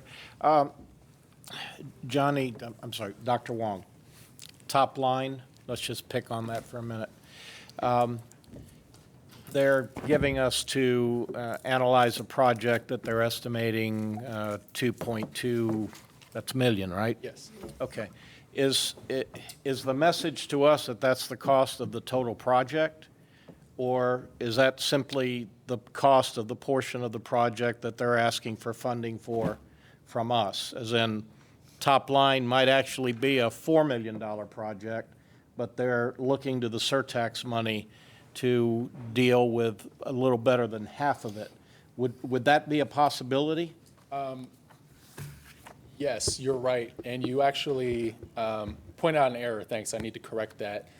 So one of the things that's missing from my draft list of projects that was included in the project plan that inspired this mock-up was the project phase. So I didn't indicate that in this project plan, and that was something I forgot to do. I believe that this was phased for construction, if I'm not mistaken. So if it's listed as being funded for the construction phase, you would know that the total cost to build it is $2.2 million. If it is at a PD&E phase or planning phase, I think that will also be indicated in the project plan. Okay. Does that make sense? So if, for example, if you saw a project description that said sidewalk on Bayshore Boulevard, $300,000, and it was labeled with planning, you would recognize that $300,000 could be for the planning study, and that there might be another phase to come before you at a later time to actually design and then construct it. Mr. Limke. I'm not sure our meetings in the coming months are going to be as long as we maybe think, because I think our job is relatively simple here, is that we see the categories they say they're in, we look at the percentages at the bottom, they match the percentages in the charter, And I don't see that we have much work to do beyond that. But to say, you're right, they're using the money as intended. Is that a wrong interpretation? I was going to ask a question. I wanted an example of something that we would not look upon favorably. But can you answer Mr. Limsky's question? Because I think we're not looking at all of them. We're supposed to be looking at the bottom line of this entire amount that they're wanting to spend and see if it matches the percentages. Honestly, at this point, I'm not entirely sure what to expect in the way of agency project presentations to you. I think that in my conversations with them, they certainly want to deliver on the committee's expectations. They want to meet and provide you with whatever information you feel you need to comfortably make a decision in certifying compliance. So I think if you want to have a 4-hour meeting, that's no problem. I'm almost 100% I'm not trying to certain not have a that 4-hour they would be meeting. happy to oblige. Can I ask counsel if he has, I'm not trying to put you on the spot, but what do you think about Mr. Limke's comments? Yeah, I think he's on track exactly to what the process is. It's basically the expenditure categories, the percentage expenditure estimates, if you will. I think he is in line, and I too am anything but a transportation expert. That would be rather scary if I was to go in that direction. But, just by way of, I'll give you some crazy examples that I would seriously doubt and hope that none of the agencies would submit. But, say for instance, the first category, you saw a water project, some type of facility for a water system. That in and of itself obviously has nothing to do with transportation, let alone any of the particular expenditure categories. That would be something that would be rather hard to certify as in compliance with the charter provisions. Another example that might be a little closer, if, say for instance, in the network improvement category, you would typically see sidewalk improvements, trails, things of that nature. Say there was an intersection improvement, and the intersection improvement was literally just 2 roads crossing each other, your typical vehicular roads, 2 roads intersecting. That doesn't seem to fit in that category. So in theory, could you have something that was misplaced? That may be something more in line where that would require a lot more explanation from a government, might not be something that would be compliant with the charter language. And then, of course, the percentages themselves, those are just mathematical computations. Mr. Abram? Yeah, I don't think anyone here wants longer meetings. My suggestion in the beginning was that on this first one, we just see how long it takes. I don't think it's going to be that long on the second meeting, when we have the second meeting, to decide on if these projects fit the categories. And if there's something that raises a red flag, then we question it, So I'm not expecting that all 3 of these meetings should be 4 hours. That wasn't what my intent was. This first one, if we can get through all of the agencies, and maybe they're shorter than we expect, and we can decide in that second meeting whether they fit the categories. Mr. Chiramonte, sorry. Okay, my biggest concern, and we may not have any power over it, I want to know, were these projects funded from another source before they were shifted to this?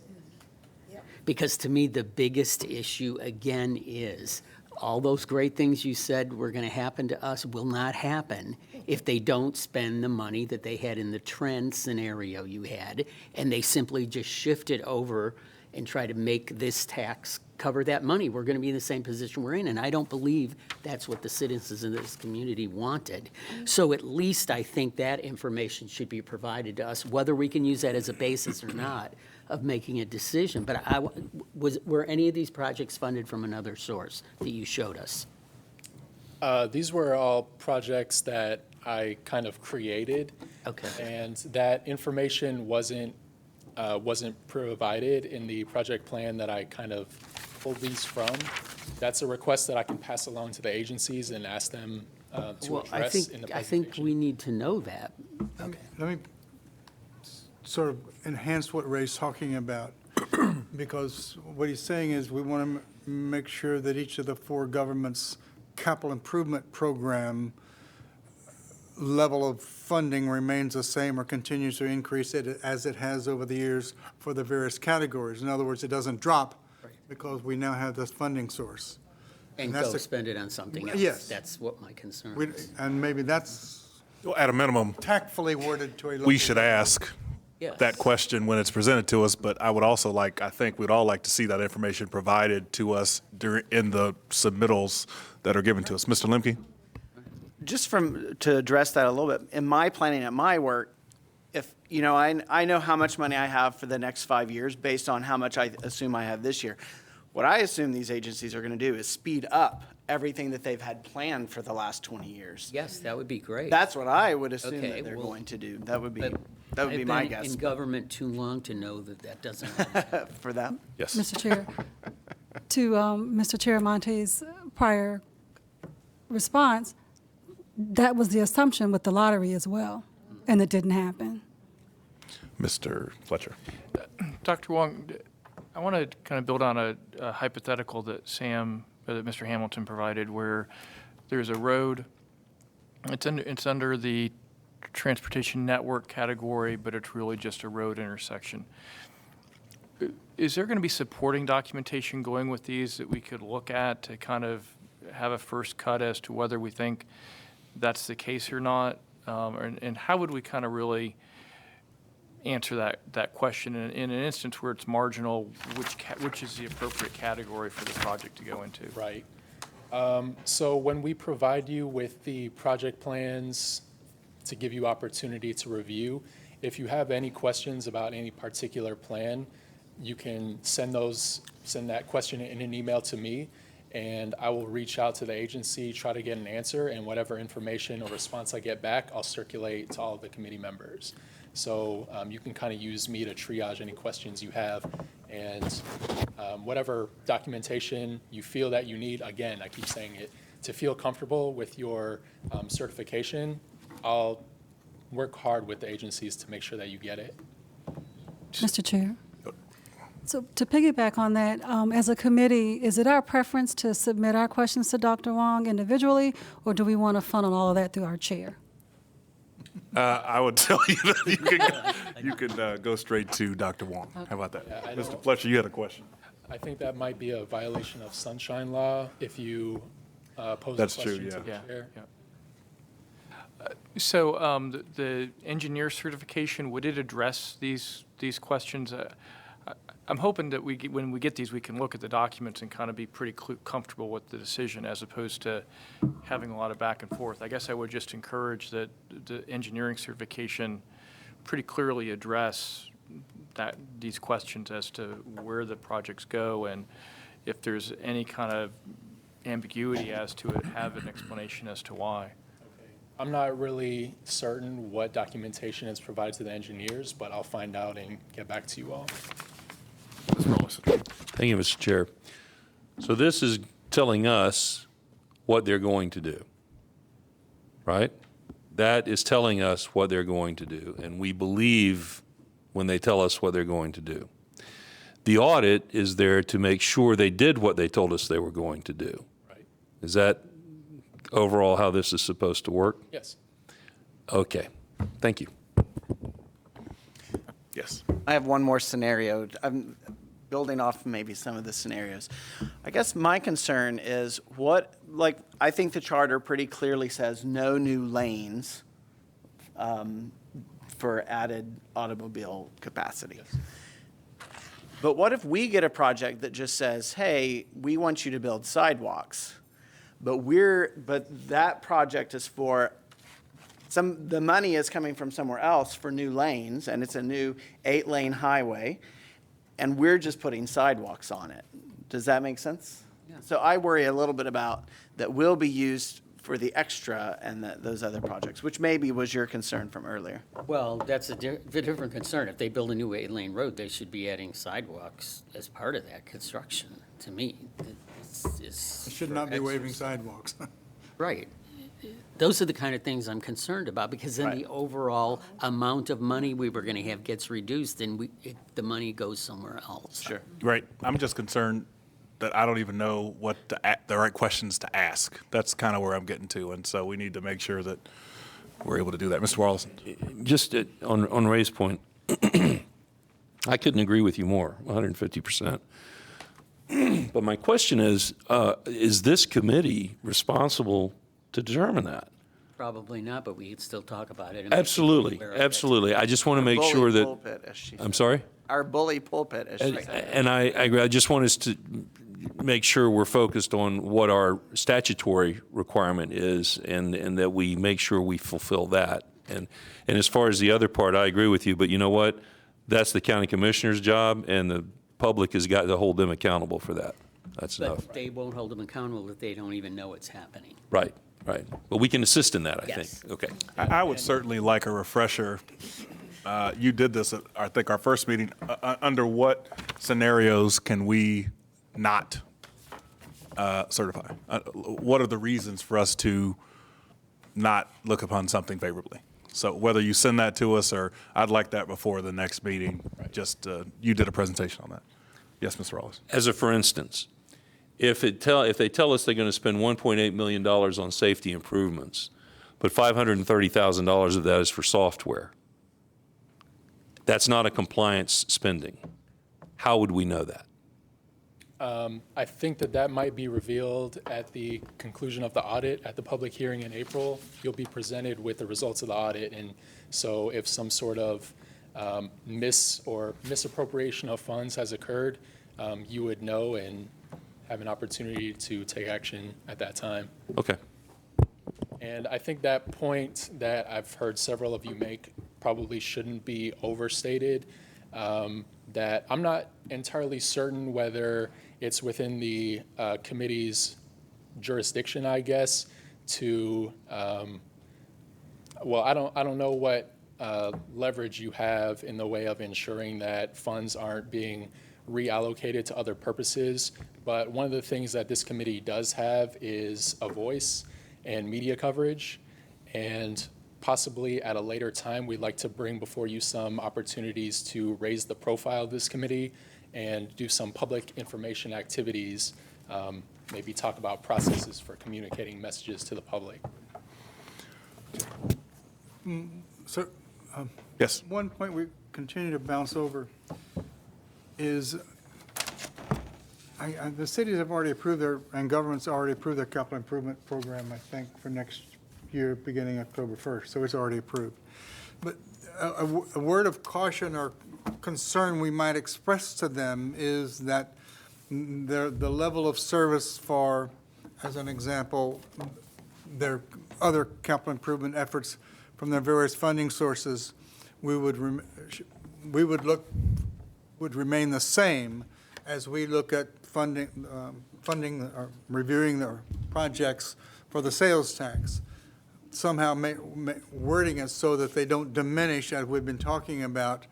And it's very easy to start hedging that as the engineers, and I'm not blaming engineers, but as instead of $2 million, they should have put $1 million, and instead of having $20 million in a capital improvement program, they have 18 this next year, and they have 15 the next year.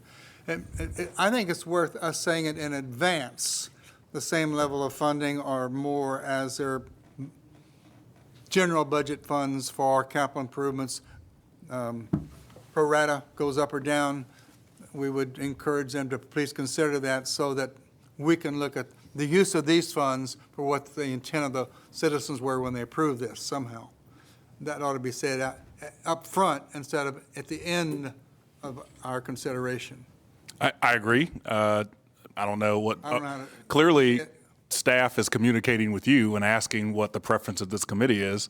I think you can feel safe to tell them that we've mentioned several times, we want the trends to remain where they are and this not be icing. And maybe we should talk about how to directly communicate that at the meeting prior to any presentation too, Mr. Hunter. Yes, Judge. Having heard all, and I agree 100% with that, but in just my casual glancing of the charter amendment, I don't see anything in here that would prohibit a government, if it so choose, to use this surplus, assuming it continues to exist, to fund their, whatever improvements they had in the bucket already and use that other money for swimming pools or whatever else they Right, but I wanted. don't think that that's what the voters wanted. It and may I not think be, it should be talked but about. it appears to me that there's no prohibition in the amendment to a government doing that, although I think it was the intent that this I be think at used to least we should enhance. know if these are projects that were not funded before. And again, we could express our thoughts that, while this may I'm going to ask them that. be certifiable under the charter, it really is a shame that you're not, No, I mean, we've asked for a certain legal opinion on Yeah. our ability to base a certification on that. Good. Yes. I agree. I think as a board, one of the things we need to decide is to what extent we want to engage in advocacy. The MPO has the Citizens Advisory Committee.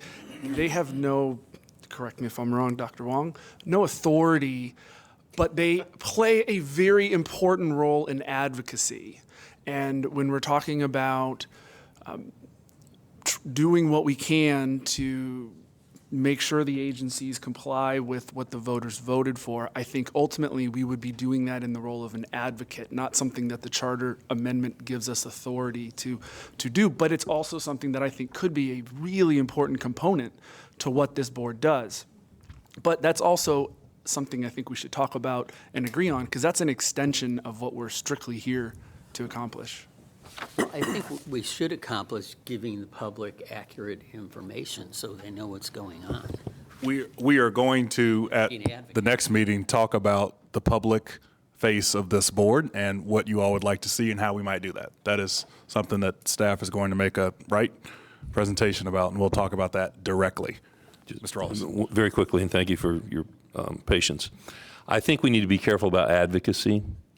I really do. We're not here to advocate, in my opinion. We're here to verify, And so I think we could play a lot of roles, but I think we have to be careful about what role we play, and we need to make sure that our mission is well defined and that we have a path to achieving that mission. And try not to go down too many rabbit holes. It's going to be tough enough as it is, and I'm not criticizing, but I'm just bringing up another point of view on that. Okay, thank you. Mr. Fletcher.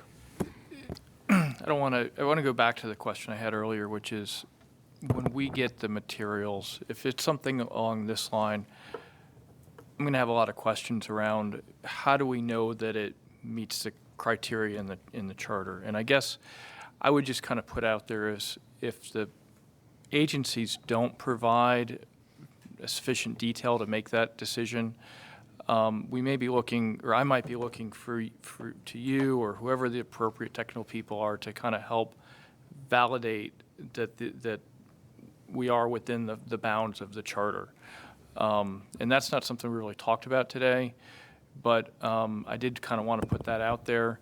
Or maybe we go back to the agency and just ask for more information, but I think it's going to be important to know that to use Mr. Hamilton's example, that network improvements really are the bike and walkable improvements and not just a road intersection. In addition to whatever documentation we can provide prior, we can also ask the agencies to send a member of the engineering staff so that they can be on hand to answer questions. If this committee, Chip, feels that we don't have enough information to decide whether it's in compliance or not, could we then decide we're not certifying because of the lack of information? Is that something that is within our purview? I would think it would be. Mr. Rawlison, you have a question? Just an observation. In my line of work, we do a lot of auditing, and there are certain levels of information that you look to and you drill down in testing and certain things like that to certain details. I think what we may need to try and do is to frame an approach here as to what level of information we're looking at to make our decision and how deep we need to drill into that data. For instance, if I'm reading an engineering report, I'm reading Chinese, okay? I have no clue. If I'm reading this type of report that tells me we've certified that these funds will go into this area which complies with the ordinance, then in that case, I might have a shot and making a good decision. But the thing that we're struggling with right now, I think, is what detail of information are we required to look at to make the decision that this board is charged with doing? I don't know the answer to that yet, but when we start getting these reports, I think we can start having that discussion and really frame an approach that will be effective, efficient, and accurate to the point that we're not having 5, 6 hour meetings. We may not need to do that until we get those documents and until we actually see the data. We're really flying blind. So if we can, I think as soon as we get some of that, we'll make some good decisions. But I understand the struggle, and we'll try and assist in helping in how we can do that. Okay, thanks. Yes, Mr. Hunter. Every one of these projects, there is a project file that's probably 5 or 15 pages thick. And there's an engineer normally that's sitting in the audience ready to answer questions. I've seen these as they come before local governments. Now it's up to us, as to the level of detail we want to get into, but there is a staff person ready with that information for all the numbers and words that are up there. It's just up to us to let them know in advance if we want to keep moving through it. That's right. And some of these projects that are appearing in the plans, most of them will probably not be construction. Many of them might be at an earlier phase, like design or planning, or something like that, in which case the documentation for the benefits may not be prepared yet. That may be a part of what the surtax money is being used for, is to evaluate the benefits if they decide to move it forward to construction.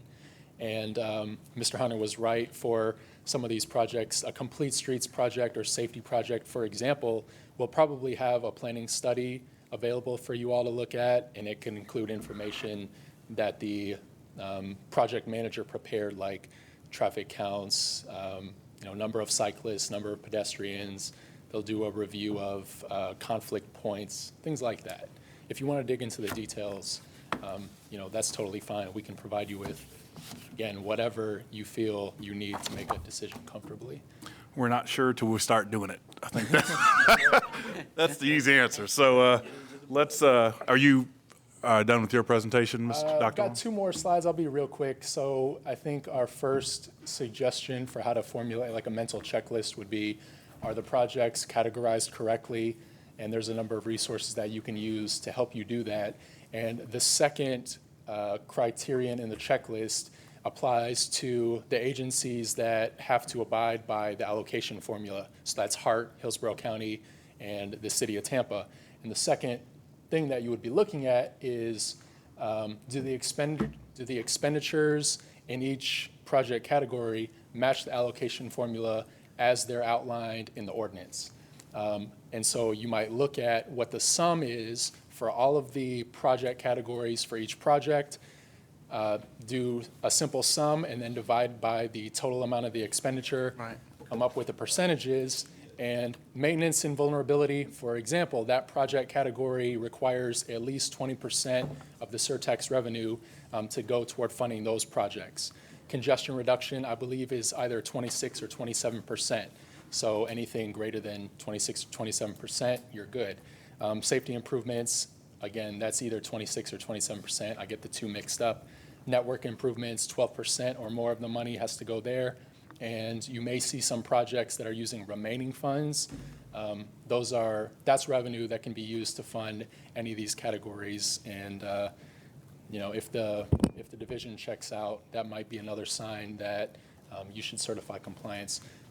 And lastly, something that we already mentioned, are any of the expenses prohibited by the governing law?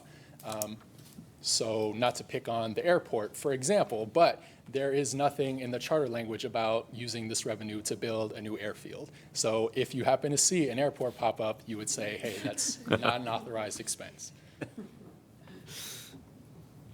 All right. And so our staff attorney provided us with some language that might make for an appropriate motion if you were to certify compliance, and that could be that you move to certify that the projects in the agency's project plan comply with governing law.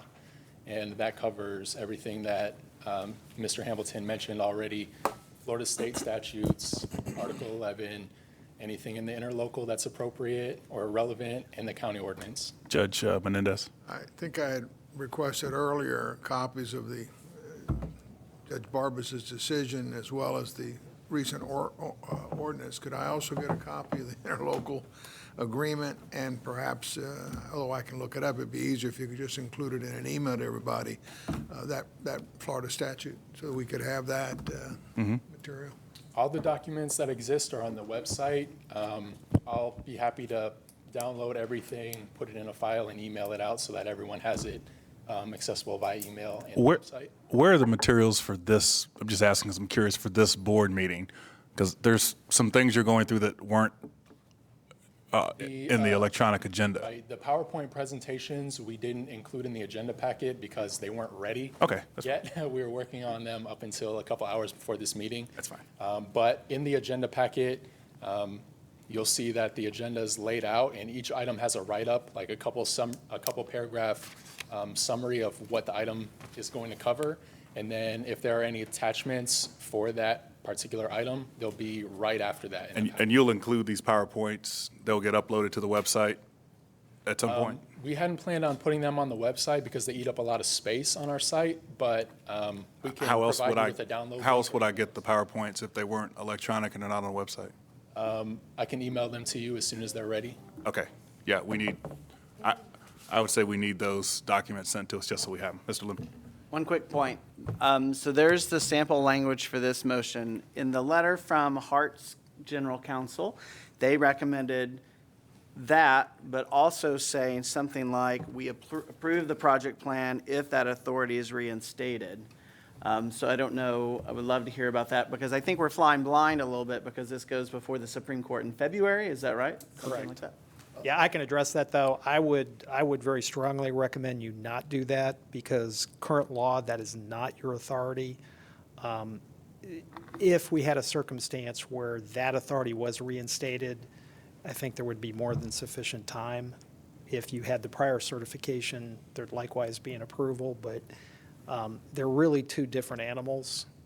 And I really would not want to advise you to take an action that's outside So we would your just step authority. back and redo? Yeah.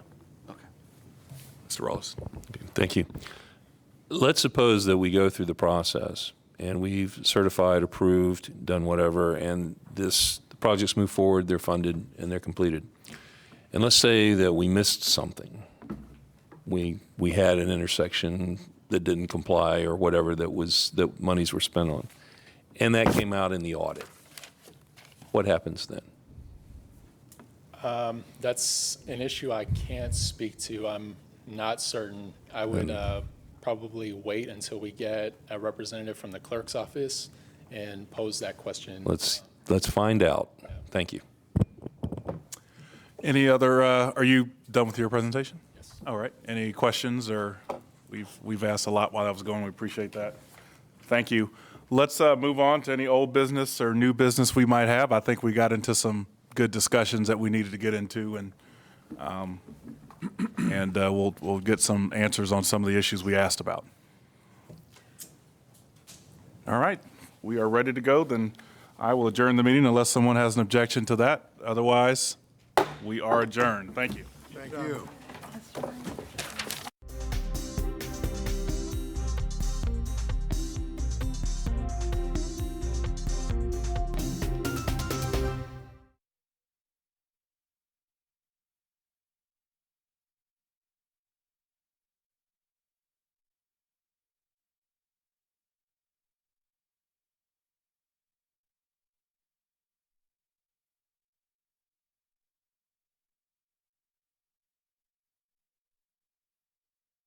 Oh, too, right? For every season. Yeah.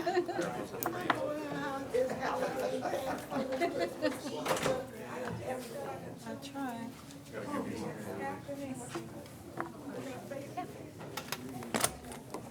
I'm pretty sure you guys were still preparing the slides, but